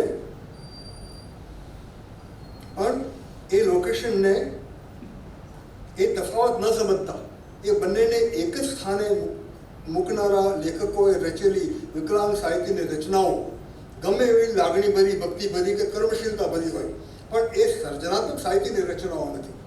એ તો મૂળભૂત રીતે ભૂલી પડેલી, અખાણો શબ્દ યોજીએ તો ખતા ખાધેલી રચનાઓ છે. કાં તો ઇમ્પેડિમેન્ટ કે એજન્સી બંનેનું લોકેશન કોઈ પરાત્પર શક્તિમાં કલ્પી તુમીને દર્દ દિયા હૈ તુમી દવા દેના એમ એ મુગ્ધ લેખક કરે છે. ભગવાને કરે, ભગવાન કરે, એને સાહિત્ય કહેવાતું હશે કોઈ દિવસ? એને તો સંસ્કૃતિ ન કહેવાય. અથવા તો એ અવરોધના અભિકર્તાનું બંનેનું વિકલાંગ વ્યક્તિમાં કલ્પી એ વ્યક્તિગત વલોપાત કે આક્રોશ કરે છે. એ વંધ્ય વલોપાત અને ગૌરવ શરણાગતિ બંને ભય સ્થાનોથી વિકલાંગતાના સાચા સાહિત્ય ચેતતા રહેવા જેવું છે. તો આ એક ભૂમિકા કરી કે એના લોકેશન ક્યાં છે. આ બે જુદી જુદી વસ્તુ છે. અને સાહિત્ય રચવું તો કઈ કરું છું. આટલી સિદ્ધાંત મીમાંસા કર્યા પછી અને સ્પષ્ટતા સાથે હવે વિકલાંગતા અને વિકલાંગોના સાહિત્યના પ્રયોગોની મીમાંસા કરો. વિકલાંગતા વિશેની કેટલીક વાङ्મય રચનાઓ છે. સંસ્કૃતનો પેલો જાણીતો શ્લોક સૌએ સાંભળ્યો હશે. બીજે નહીં તો દિવ્યાંગો માટે અદિવ્યાંગો દ્વારા સંચાલિત સંસ્થાઓના મેળાવડામાં. એ શું છે? મુખમ કરોતિ વાચાલમ પંગુમ લંઘયતે ગિરિમ યત કૃપયા તમહમ વંદે પરમાનંદ માધવ. આ શ્લોકનું તાળું ખોલવાની ચાવી જેવા બે શબ્દો છે. ફિક્સ ડિપોઝિટ વોલ્ટનું ખાનું ખોલવાની બે ચાવી જેવા. કૃપા અને વંદે. એક શબ્દ વંદે એ ચાવી ખાનું ભાડે રાખનારના હાથમાં, અને બીજો શબ્દ કૃપા એ બેંકના મેનેજર સાહેબના હાથમાં. બંને વાપરો તો જ ચાળું ખુલે અને પંગુ ગીરીને ઓળંગે. આ જે છે બે જ શબ્દો, પણ વ્યક્તિને એની સામાજિક ઓળખ આપવાની સત્તા સત્તા ધરાવનાર કે એને પંગુ કયો અને પાછું પરમાનંદવાળી વાત કરીને પંગુ કર્યો, એટલે આપણે ના પાડી શકીએ. તો જે મૂળે તો માત્ર એક ઇમ્પેર્ડ પર્સન છે, કે ક્ષત વ્યક્તિ છે, કે અવૃદ્ધ વ્યક્તિ છે, એ હવે સત્તાએ ઠરાવેલી એક સામાજિક ઓળખ આપવામાં આવે છે કે એ ડિઝેબલ્ડ છે, પંગુ છે. તો આ અને એ પરમાનંદ માધવને વંદન કરે એ ચમત્કાર થાય. કરતું કરતું અન્યથા કરતું મારો વાલીડો સમર્થ છે, એ કૃપા કરશે તે ભેગો પેલો પંગુ પહાડ ઓળંગશે અને મૂંગો વાચાળ બનશે. વાત પૂરી. આખે માનતા કે સંસ્કૃત ભાષામાં અને ભારતીય વૈદિક દર્શનોમાં પરમ તત્વ કે પરમ સત્તાનું એક જ આલેખન છે. અદ્વૈત દર્શનમાં જ્ઞાનના ઉત્તમ શિખરોની અનંત શ્રેણી જેવું આપતો સદાનંદ રૂપમ શિવોહમ શિવોહમ અથવા તો મધુરાષ્ટક જે છે, તો એ ત્યારે એ મહાસાગરમાં ઉઠતા હેતના જોવાના મોજાઓની અનંતવત હારમાળા લહેરાય છે. બસ કોઈ પંગુ નથી, કોઈ મોટી મહેરબાની કરનારું નથી. ચિદાનંદ રૂપમ શિવોહમ શિવોહમ અને પંગુમ નંદ એ દીકરી બે જોડા જોડ મૂકો અને ખબર પડશે કે ભારતીય સાહિત્યમાંથી પણ શું લેવા જેવું છે અને શું ત્યજવા જેવું છે. એ આપણે આગળ દિનદિનભાઈના વખતે વાત કરી હતી કે શું લેવા જેવું છે, શું ત્યજવા જેવું છે, એ આપણે ખબર નથી પડતી. હવે અને એ પણ ઉમેર્યું છે કે લખે માનતા કે આ વલણ માત્ર વૈદિક ધર્મના એમાં મંત્રેલું પાણી આપતા મુલ્લાઓ દેશે દેશે દેખા દેશે, મધર પેરીના પુતળામાંથી ટપકતું લોહી આપતા પાદરીઓ યુરોપમાં એમાં લે છે, સાધુ પાવ બસમાં કાઢીને આપે છે. એટલે બધે જ છે. આ એવું નથી કે કોઈ. એટલે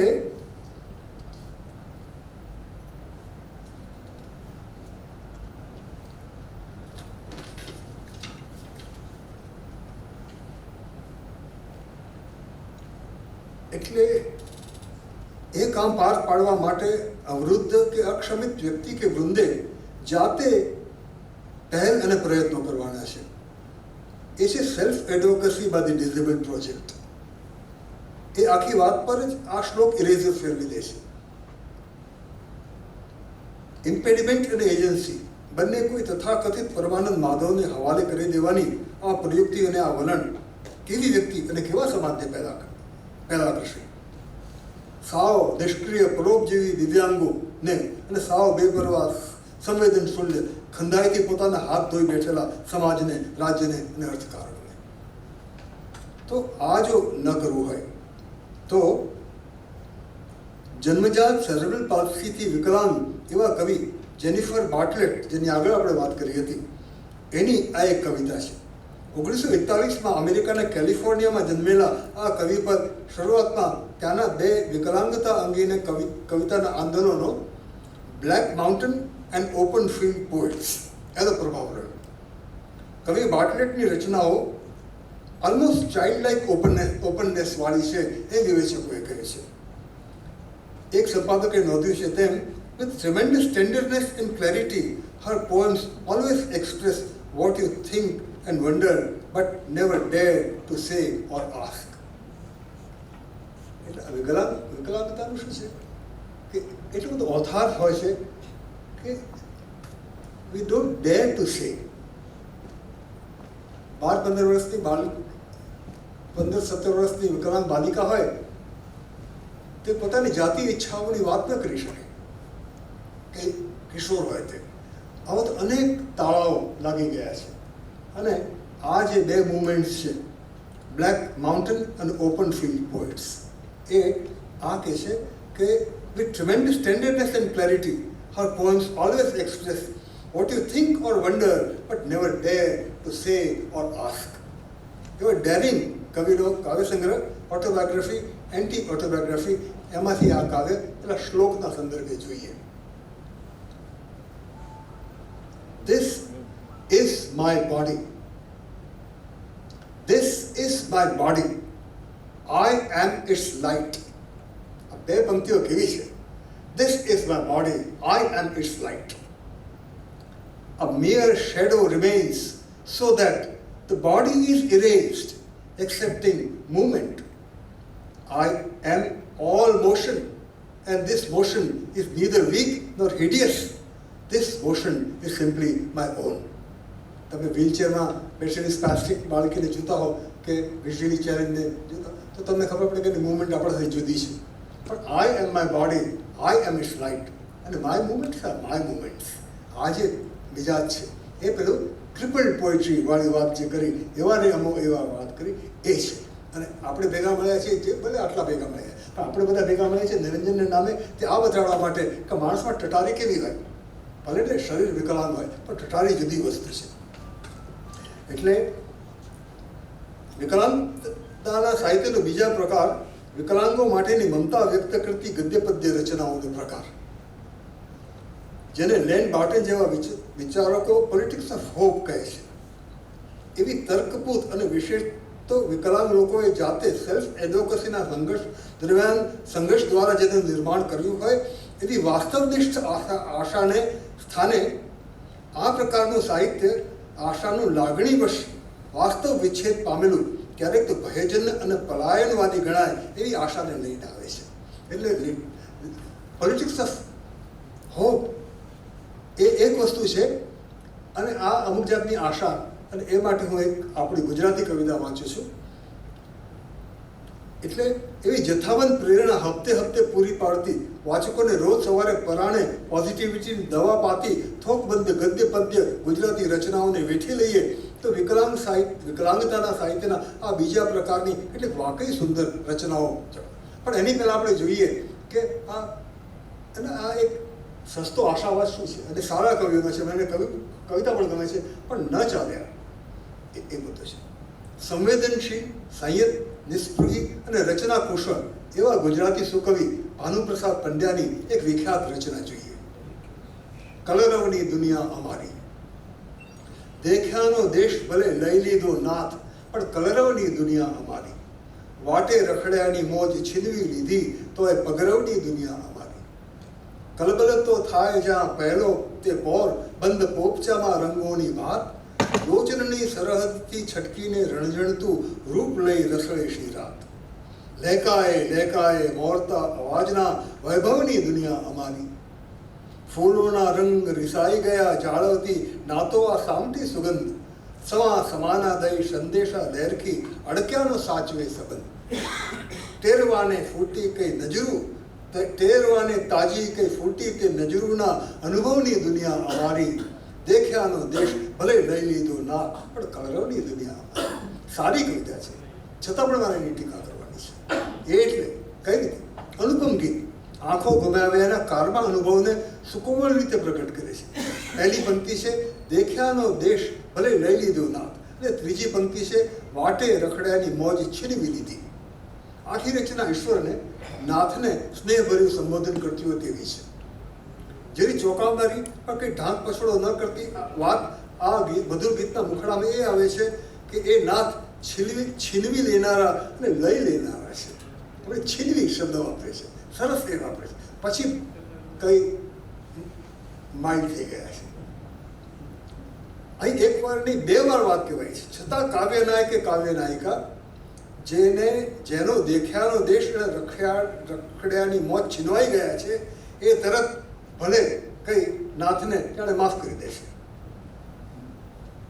હાર સમયના પદોમાં નરસૈયાના નાથને રાતના પાછલા પહોરો સુધી એ નાથ નરસૈયાને હાર આપવા ન આવ્યા એ તબક્કે નરસૈયો જે લબડ ધક્કે લે છે એ આ વિરોધી યાદ આવે.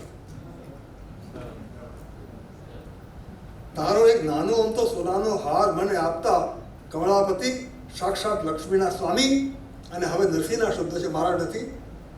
કમળાપતિ લક્ષ્મીના સ્વામી એક હાર આપતા તારા બાપનું સૂર્ય જાશે.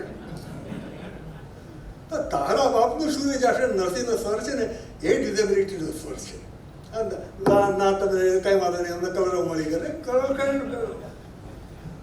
દેખાય દિશા માટે લઈ ગયા તમે અમારો એમ હોવું જોઈએ. અને એ એજન્સી ના હોવું જોઈએ. એટલે આ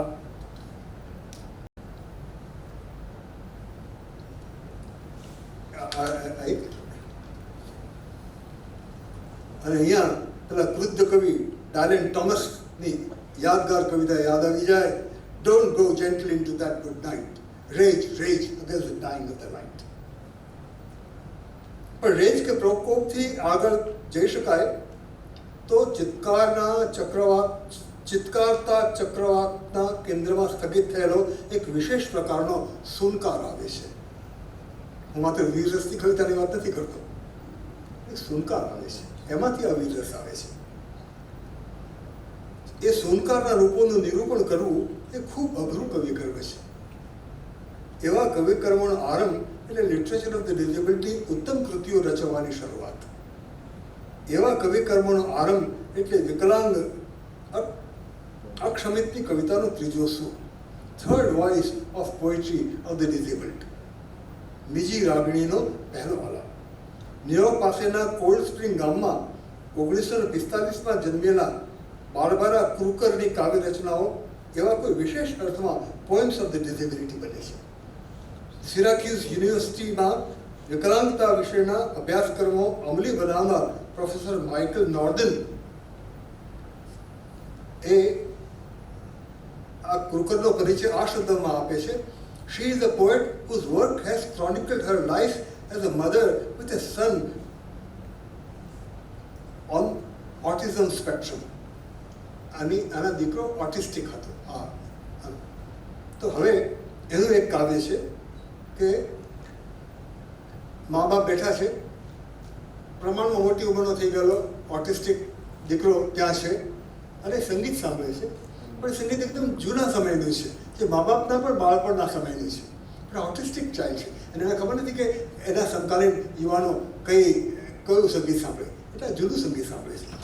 અને આ લખે છે, My autistic son listens to the oldies. My autistic son listens to the oldies. Digs at the old-time rock and roll, rhythm and blues. My husband says it's like our teen years. My husband says it's like our teen years are hanging out in his room, coming from the radio, when the night is dark and the land is far and the moon is the only light to see, વગેરે વગેરે. બાપને થાય છે કે આ કેમ સાંભળે છે. વોટ મિસફાયર્ડ ન્યૂ પછી પેલી માં એને એ રીતે નથી જોતી કે આ કેમ જુદું જુદું સાંભળે છે, એને કંઈક કરી આપણે આગળ કરીએ.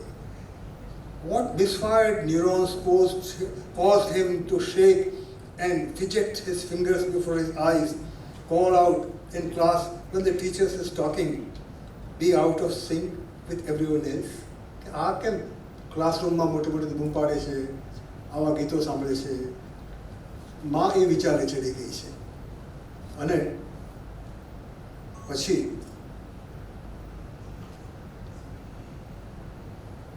કે છે, up on the roof it is peaceful. Up on the roof it is peaceful as can be, and there the world below can't bother me. When we are gone, what then? આ જે માં છે એ બાપ એમ છે કે આ જરા નવું સાંભળે તો કેવું સારું, પણ માં કહે છે કે આ તો છત ઉપર બેઠો છે આપણો દીકરો, અને up on the roof it is peaceful as can be, there the world below can't bother me. અહીંયા મી શબ્દ વાપરે છે માં.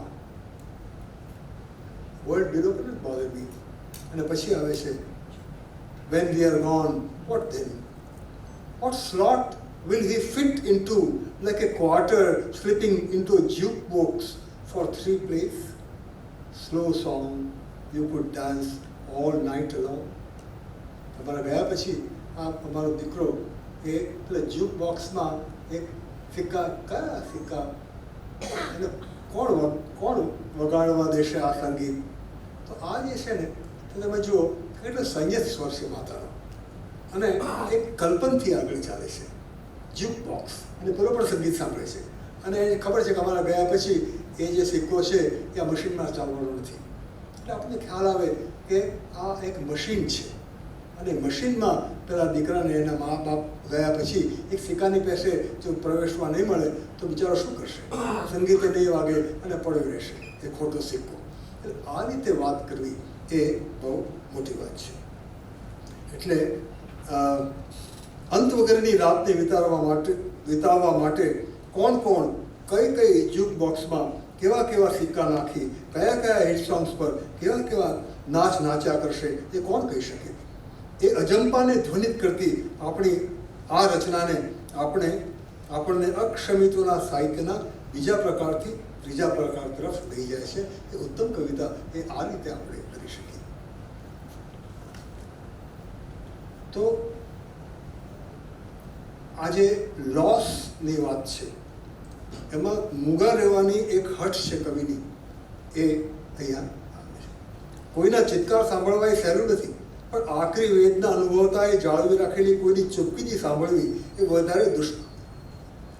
ટાપુઓ પર ફૂદડી 2010 એ કાવ્ય સંગ્રહમાં વિપાશાની કવિતાનો પરિચય આપતા આપણા એક ઉત્તમ કવિ અને સમર્થ રંગકર્મી કમલ વોરા અને નવશ્રી મહેતા લખે છે, વિદ્યુતના આંચકા પ્રલંબ હોય તો જીવલે નીવડે, વિપાશાના કાવ્યો જીરવવા અઘરા છે. લોખંડની છાતી હોય એનાય હાજા ગગડી જાય, ભીષણતાનો અનુભવ એવો ભીષણતાનો અનુભવ કરાવે એવા છે. વિપાશાની રચનાઓ ગુજરાતી કવિતાનો, કદાચ કોઈ પણ ભાષાની કવિતાનો સાવ જ અનોખો ચહેરો છે. એમાં વ્યક્ત તીવ્ર સંવેદનશીલતા આપણે માટે અનનુભૂત છે. તો આ જે કવિતા છે એની થોડીક પંક્તિઓ જોઈએ કે ડિઝેબલ્ડ ચાઇલ્ડની માં જે લખી શકે છે, તે વ્યક્તિ પોતે જ્યારે લખવાનું હોય ત્યારે કઈ રીતે લખે. તો એક રચનાનો આરંભ છે, મારા શરીરમાં ઉગી નીકળ્યા છે અનેક ગુલાબ. અને આ રચના વર્ષ 1995 અને કવિ વય 24 વર્ષ. હવે તમે જુઓ કે આ હોપ અને સાયલેન્સની સાથે કઈ રીતે પાનું પાડે છે. મારા શરીરમાં ઉગી નીકળ્યા છે અનેક ગુલાબ. અરે આ તો કોઈ કિશોરીનો પોતાની કાયામાં યૌવનના આગમનનો અનુભવ. How romantic. ભાનુપ્રસાદ પંડ્યાએ આલેખેલી એની દેખ્યાને દેશમાંથી નિકાલ પામેલી કન્યાના શબ્દો યાદ આવે, ફૂલોના રંગો રિસાઈ ગયા, જાળવતી નાતો આ સામટી સુગંધ. તો અડક્યાનો જે સંબંધ છે એની વિપાશા પણ આ રચનામાં સાવ અલગ રીતે, રોમાન્ટિક રીતે નહીં પણ પોસ્ટ મોડર્ન રીતે વાત કરે છે. કારણ કે એની પછીની જે પંક્તિઓ આવે છે એ તમે જુઓ કેવી છે. વિપાશાની કવિતામાં એ શરીરમાં ઉગી નીકળેલા ગુલાબ એ વિકલાંગ સુંદર કિશોરી સાથે અડક્યાનો સંબંધ સાચવે છે તો ખરો, પણ કેવી રીતે અડકે છે? એટલે પહેલી પંક્તિ છે, મારા શરીરમાં ઉગી નીકળ્યા છે અનેક ગુલાબ, તેઓના કાંટાઓને મારી નસોમાં ખૂંપાવીને ઊભા છે. તેઓના કાંટાને મારી નસોમાં ખૂંપાવીને ઊભા છે. ગુલાબ તો ઉગ્યા છે, પણ એ ત્યાં ટકી રહ્યા છે, તે એના કાંટાઓ અંદર ખૂંપાવીને ટકી રહ્યા છે. હા, એવા ચોંકીને પૂછેલા સવાલનો સીધો જવાબ વિપાશાની કવિતા આપતી નથી. એ તો એટલું જ કહીને વાત પૂરી કરે છે કે અને હું આ ગુલાબની મીઠી સુગંધમાંથી લોહીની મોળી સુગંધ માણી રહી છું. એટલે આને કહેવાય વિકલાંગતાની કવિતાનો ત્રીજો અવાજ.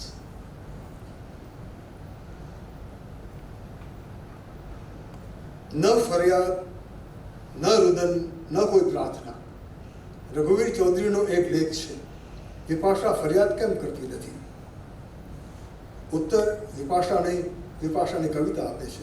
એની કવિતામાંથી સંભળાતો third voice of poetry of the disabled, ગુલાબની મીઠી સુગંધમાંથી લોહીની મોળી સુગંધ એ માણી રહી છે. એની બીજી કેટલીક કવિતાઓ જોઈએ. એ એના શરીરની નોકરી કરતી હતી. હવે તમે જુઓ કે શરીરથી આત્મા ચૈતન્યને નહીં પણ સભાનતાને છૂટી પાડવાની આ વાત છે. એ એના શરીરની નોકરી કરતી હતી, કારણ કે એ જાણે છે કે હાથ હલાવવો હોય તો વિચારવું પડે, આમ બધું વિચારવું પડે, બોલવું હોય તો વિચારવું પડે. એટલે એ એના શરીરની નોકરી કરતી હતી. ભૂલથી એને લગની લાગી આ નોકરીની, ભૂલથી એને લગની લાગી, શરીરે એને અધૂરી કરી મારી નાખી. અને છેલ્લી પંક્તિ છે, હજી કામ ચાલુ છે. આ જે છેલ્લી પંક્તિ છે એમાં વિકલાંગતાની કવિતા, હજી કામ ચાલુ. એ તો જાણે રસ્તા ઉપર બોર્ડ પણ આવે છે, વર્ક ઇઝ ઇન પ્રોગ્રેસ, કામ જારી હૈ. આ લગભગ એમ રસ્તા પર લખ્યું કામ હોય લખીએ તો બધા એવું હોય, એમાં કંઈ બહુ મોટી વાત નથી. આમાં બધી એની વ્યંજનાઓ છે. અલગ અલગ કટકાઓ જીવે મગજના, ભરાઈ ખાંચરાઓમાં અજોડ શરીરના. જેમ્સ જોઈસને પણ મજા આવી જાય. અલગ અલગ કટકાઓ જીવે મગજના, ભરાઈ ખાંચરાઓમાં અજડ શરીરના. આખે આખો સૂરજ કોટી ભરી દીધો એના માથામાં. હવે ફર્યા કરે છે અંધારા વગર, ગોળ ગોળ અંધારામાં લોકોને રમાડતી. એકદમ જુદો અવાજ છે. એટલે આ હવે એની એક નાની હતી તે વખતે એ ઓર્થોપેડિક હોસ્પિટલમાં થેરપી માટે જાય તો ત્યાં આગળ એને આમ રેતી કરીને બાજુ નાખે, રેતી કરીને બાજુ નાખે, થાકી જાય ને કર કર કર કર. પછી એણે ઘેર આવીને કવિતા લખાવી. એની પહેલી કવિતા છે. એક હાથી હતો, એ બહુ કામ કરતો હતો, તો લોકો કહે હજી કામ કર. હાથી કહે હું થાકી ગયો. લોકો કહે હજી કામ કર. હાથી કહે હું બહુ થાકી ગયો. લોકો કહે હજી કામ કર. હાથી ભાગી ગયો. આજે છે ને હાથી ભાગી ગયો. અને પછી એ જ્યારે મારે મોકલવાનું હતું ત્યારે એણે લખ્યું કે તમે ઘનશ્યામ દેસાઈને, ઘનશ્યામ કાકાને લખો કે હવે હવે આ વાત હવે સાચી નથી એમ કરીને મોકલવાનું હતું. હાથી ભાગી ગયો, હવે વાત સાચી નથી, હવે વાત સાચી નથી એટલે હાથી નથી ભાગી ગયો એમ. એટલે એ બધું જે છે ને, જેમ કોઈ પણ ઉત્તમ કવિતાની અંદર વ્યંજનાઓ હોય, નહીં કે સ્ટેટમેન્ટ્સ, એવી રીતે આ લિટરેચર ઓફ ધ ડિઝેબલ એ આ જાતનું હોવું જોઈએ. તો અને એક આ મુદ્દો હું એક પંગુમ લંઘે તે ગિરિમની પડશે ભાષાનું એક કાવ્ય છે મનમમાં હસતું, એનું શીર્ષક છે કોન્સોલેશન પ્રાઇઝ. આ દુનિયાના ચિત્રકારે એટલે પેલા ભાઈએ નાથે આ દુનિયાના ચિત્રકારે બહુ સરસ ચિત્ર કર્યું છે, પણ એને ચિત્ર પહેલા કોઈ શેષ ગરને છેતર્યો હશે, એને ચિત્ર ખોટા રંગ આપ્યા હશે. આ દુનિયાના ચિત્રકારે બહુ સરસ ચિત્ર કર્યું છે, પણ એને ચિત્ર પહેલા કોઈ શેષ ગરને છેતર્યો હશે, એટલે એના ચિત્રમાં કેટલાક રંગ ઉપટી ગયા છે. એ પોતે છે, એના ચિત્રમાં કેટલાક રંગ ઉપટી ગયા છે. વાંધો નહીં, એને કોન્સોલેશન પ્રાઇઝ જરૂર મળશે. તમે જુઓ કે પેલા નાથને કરગરવાની વાત બાજુ રહી ગઈ, અને અહીંયા તો બીજાથી ભૂલ થઈ ગઈ છે, એનો કંઈ વાંક નથી, એને કોઈ શેષ ઘરે છેતર્યો હશે, કોન્સોલેશન પ્રાઇઝ મળશે એને. એટલે એ ઈશ્વરની દયા થાય છે કે ભાઈ કંઈ વાંધો નહીં, થઈ ગયું, કંઈ થાય એવું તો એ રીતે એની અને મારી વચ્ચે લડાઈ ચાલતી લાગે છે, જોઈએ કોણ જીતે છે, જીવન કેવું. હા, તો રોમેન્ટિક કવિતાના જે મુખ્ય અંશો છે તે હવા, પવન, વાયરો, આ બધી કવિઓની માનીતી ચીજ છે. અને ઓડ ટુ વેસ્ટ વિન્ડ એ તો શૈલીનું કેવું સરસ કાવ્ય છે, અને આપણે ત્યાં પણ પવનના બહુ છે. હવે જે વિઝ્યુઅલી ચેલેન્જ હોય એની કલમે આ કેવી રીતે થાય એની વાત કરીને પછી હું સમાપન તરફ જાઉં છું. લેખિકા છે સેલી ફ્રેન્ચ. એના નિબંધનું મથાળું છે the wind gets in my way. આ પવન મને નડે છે. પ્રદ્યુમ્ન તન્નાનું પણ એક સમાવેશ કે સખીને એક નાયિકા ફરિયાદ કરે છે, સઈ મારી આ શ્રાવણના વાવલીએ કીધી ઘેલી. શ્રાવણના વાવલીએ કીધી ઘેલી એ પણ સરસ કવિતામાં કોઈ ના નથી. પણ સેલી ફ્રેન્ચની સમસ્યા જુદી જ છે. સેલી ફ્રેન્ચ બ્રનર યુનિવર્સિટીમાં અધ્યાપન કરે છે. એમનું એક બહુ ચર્ચિત પુસ્તકનું શીર્ષક છે ઓન ઇક્વલ ટર્મ્સ, સમાનતાની શરતે. અમેરિકાના ફિલાડેલ્ફિયા નગરમાં આવેલી ઓપન યુનિવર્સિટીના અભ્યાસક્રમના ઘડવામાં એમનું મુખ્ય પ્રદાન છે. એ પોતાની એક લેખમાં એ લખે છે કે how the wind gets in my way. એ લખે છે being visually disabled gives rise to many difficulties when attempting to communicate with sighted people. These range from obvious problems like being unable to recognize people or more subtle matters like failing to share similar experiences and being unable adequately to describe one's own reality. એટલે આંખે દેખાતું ન હોય તો ઘણી નાની મોટી મુશ્કેલી થાય. પણ પોતાના બાળપણનો એક બીજો જ કિસ્સો એ કહે છે એ કહે છે, as a small child, I had a dislike of going out on windy days. My mother, no doubt exasperated, asked me why this was so. To which I replied, the wind gets in my way. I don't remember this incident, but it is recalled and as an amusing family story to show what a quaint and peculiar child I was. આ કઈ જાતની છોકરી હતી કે બહાર જવાને કહે કે ના પવન મને નડે છે, એ તો શું કહે છે. એટલે કોઈ જે વિઝ્યુઅલી ચેલેન્જ નથી એ સમજી શકતા નહોતા કે આવું શા માટે કહે છે. એટલે હવે એ કહે છે કે હવે આજે હું મોટી થઈ છું, આ કોર્સીસ ચલાવું છું, ત્યારે હું તમને કહું કે આ પવન નડે એટલે શું. As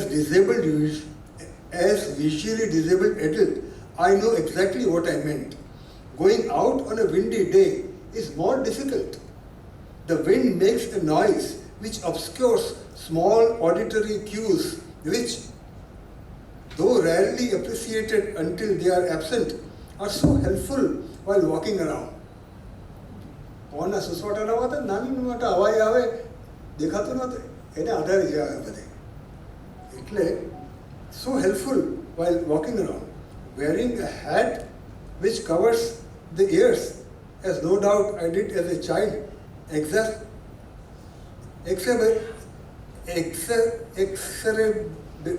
વધારે છે, બોલતા મને ફાવતું નથી. The problem. I was right. The wind does indeed get in my way. એટલે આ રીતે એ જે ગદ્ય છે કે આત્મકથનાત્મક ગદ્ય છે એ પણ પોતાની વેદના વગેરેની બધું વાત કરવા એટલે આ રીતની વાત કરે કે તમે કેટલીક વસ્તુ સમજી નથી શકતા તો લાવો હું તમને સમજાવું. તમે જે જોઈ શકતા હો તો તમને પવનમાં બીજા અવાજો કેવા ઢંકાઈ જાય એ ખબર નહીં પડે, એ તો હું જ તમને કહી શકીશ. આ એ જે ડિઝેબલ્ડમાંથી એનેબલ્ડની જગ્યાએ જવું, દયાપાત્ર હોવાને બદલે કંઈક અર્પણ કરવાની, કંઈક બતાડવાની જગ્યાએ જવું, એ એક મૂવ છે. This is the dynamics of literature. આગળ એનું લોકેશન જેવું, હવે એનું ડાયનેમિક્સ છે. તો હવે આપણે એના છેલ્લા ભાગ તરફ જઈએ. આ વ્યાખ્યાન થોડું લાંબુ છે, તમે વાંચી લેજો. પણ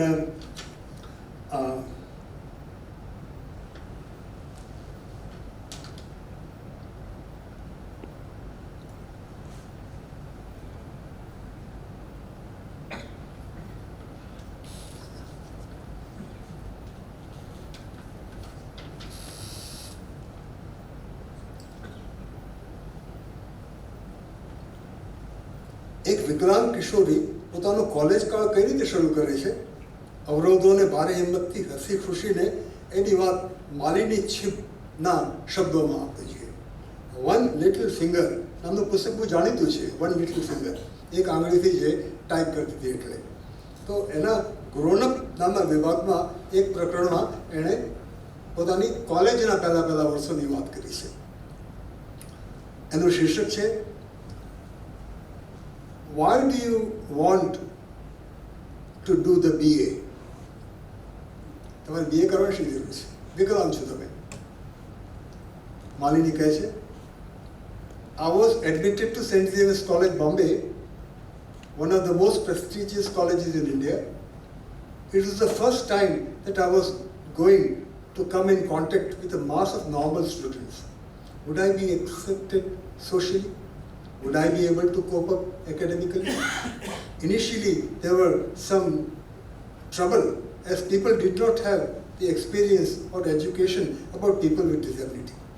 Why does the student want to give this exam? Was the response of the Vice Chancellor of Bombay University to a request by my mother and Miss Pam that the university make available option of extra time for disabled students sitting in the exam. These exams are a waste of time.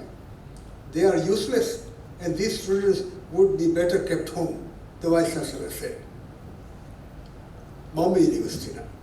Mother had by then managed to create the much needed awareness about my condition. When she began her discussions with the authorities, they were very open to listening to her. She was offered all forms of help from the authority.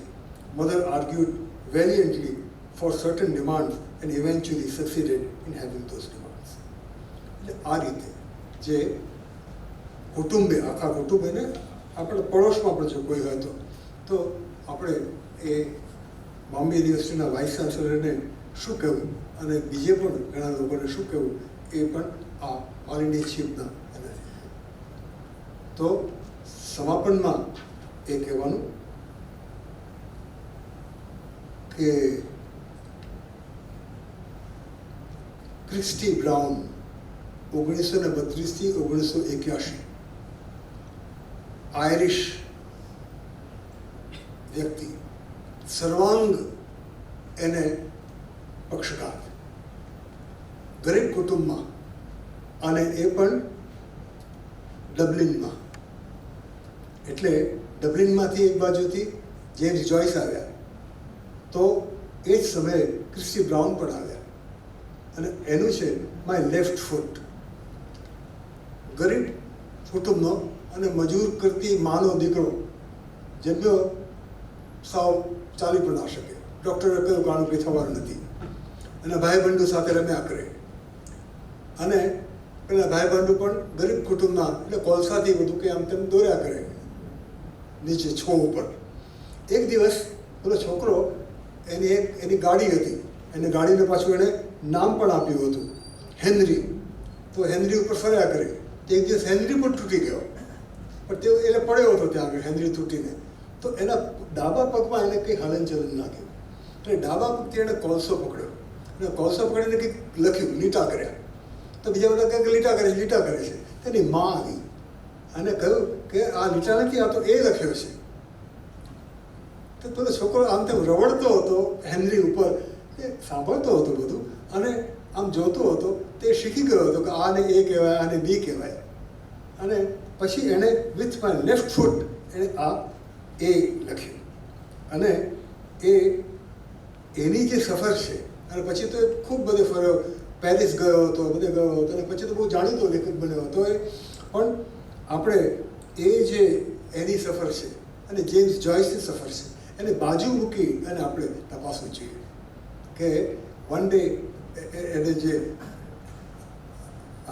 જોઈસની નવલકથાનો જે hero છે અને આ જે છે એના એક એક દિવસ કેવા છે એટલે આપણે ધ માય લેફ્ટ ફૂટ એ નવલકથા બધી ફિલ્મ પણ બની છે તો આપણે ચાહીએ કે politics of power politics of language અને પોલિટિક્સ ઓફ હોપ વિકલાંગતાની આ ત્રણેય રાજનીતિ સૌને રાજે કે શોભે રાજ નર્મદે કહ્યું છે કે રાજ્ય શબ્દના મૂળમાં તો રાજ ધાતુ છે શોભવું શોભિતું હોય તે જ રાજ્ય કહેવાય તો સૌને રાજે કે શોભે એ રીતે અમલમાં મૂકી ભારતની આજે હયાત 3 કરોડ વિકલાંગ વ્યક્તિઓને પોતાની ગણી એક સર્વ સમાવેશી સમાજ તરીકે ભારતને રાજતી રાજનીતિનો આગ્રહ રાખીએ વિપાશાનો શબ્દ વાપરીએ તો કામ અઘરું છે સૌ સાથે મળીને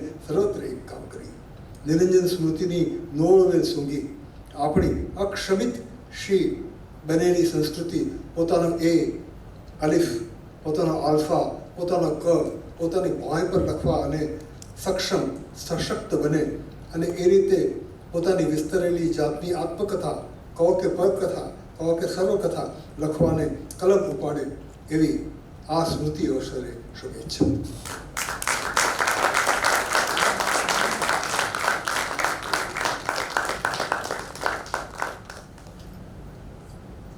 એક અત્યંત મનનીય વ્યાખ્યાન માટે ખૂબ ખૂબ આભાર સીતાંશુભાઈ.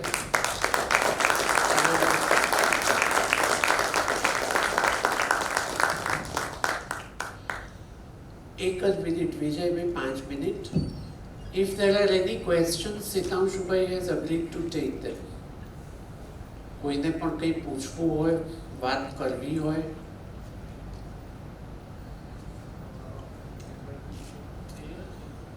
Okay, may I request Sitanshubai to launch our e-newsletter? How Vijay bhai?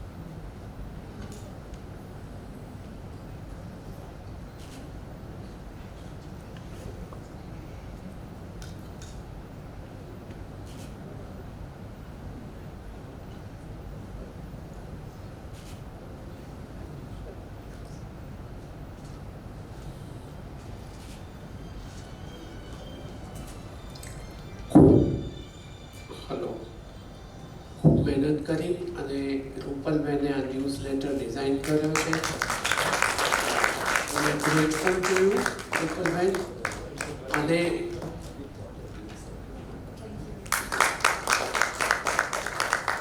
this will be a quarterly newsletter from the trust, જેમાં ટ્રસ્ટની પ્રવૃત્તિઓ વિશે, ભવિષ્યની તેમજ ગયા ક્વાર્ટરમાં થઈ ગયેલી પ્રવૃત્તિઓ વિશે માહિતી આપવામાં આવશે. સાથે ખાસ કોલમ તરફ ધ્યાન દોરવા માંગુ છું સૌનું, તે સ્મરણ યાત્રા રિમેમ્બરિંગ નિરંજન ભગત. નિરંજન ભગત સાથેના સંસ્મરણો જેના પણ હોય એ જો તમે અમને લખી મોકલશો તો we will try to accommodate those in this newsletter. અને we hope this newsletter becomes a communication center for all friends of નિરંજન ભગત. નિરંજન ભગતના સૌ મિત્રો, શુભેચ્છકો બધા આમાં લાભ લે અને જેમ પ્રફુલ્લભાઈએ કહ્યું એક આખી નવી કમ્યુનિટી ઊભી થાય એવો અમારો આશય છે. સૌ ખૂબ ધ્યાનપૂર્વક બેસી રહ્યા છો તે માટે સૌનો આભાર. સીતાંશુભાઈનો ફરી એકવાર આભાર. અને બહાર જતાં આ લેક્ચરની કોપી લઈ જવાનું ન ભૂલશો. આઈસ્ક્રીમ પણ ખાઈને જશો એવી વિનંતી. Thank you so much once again.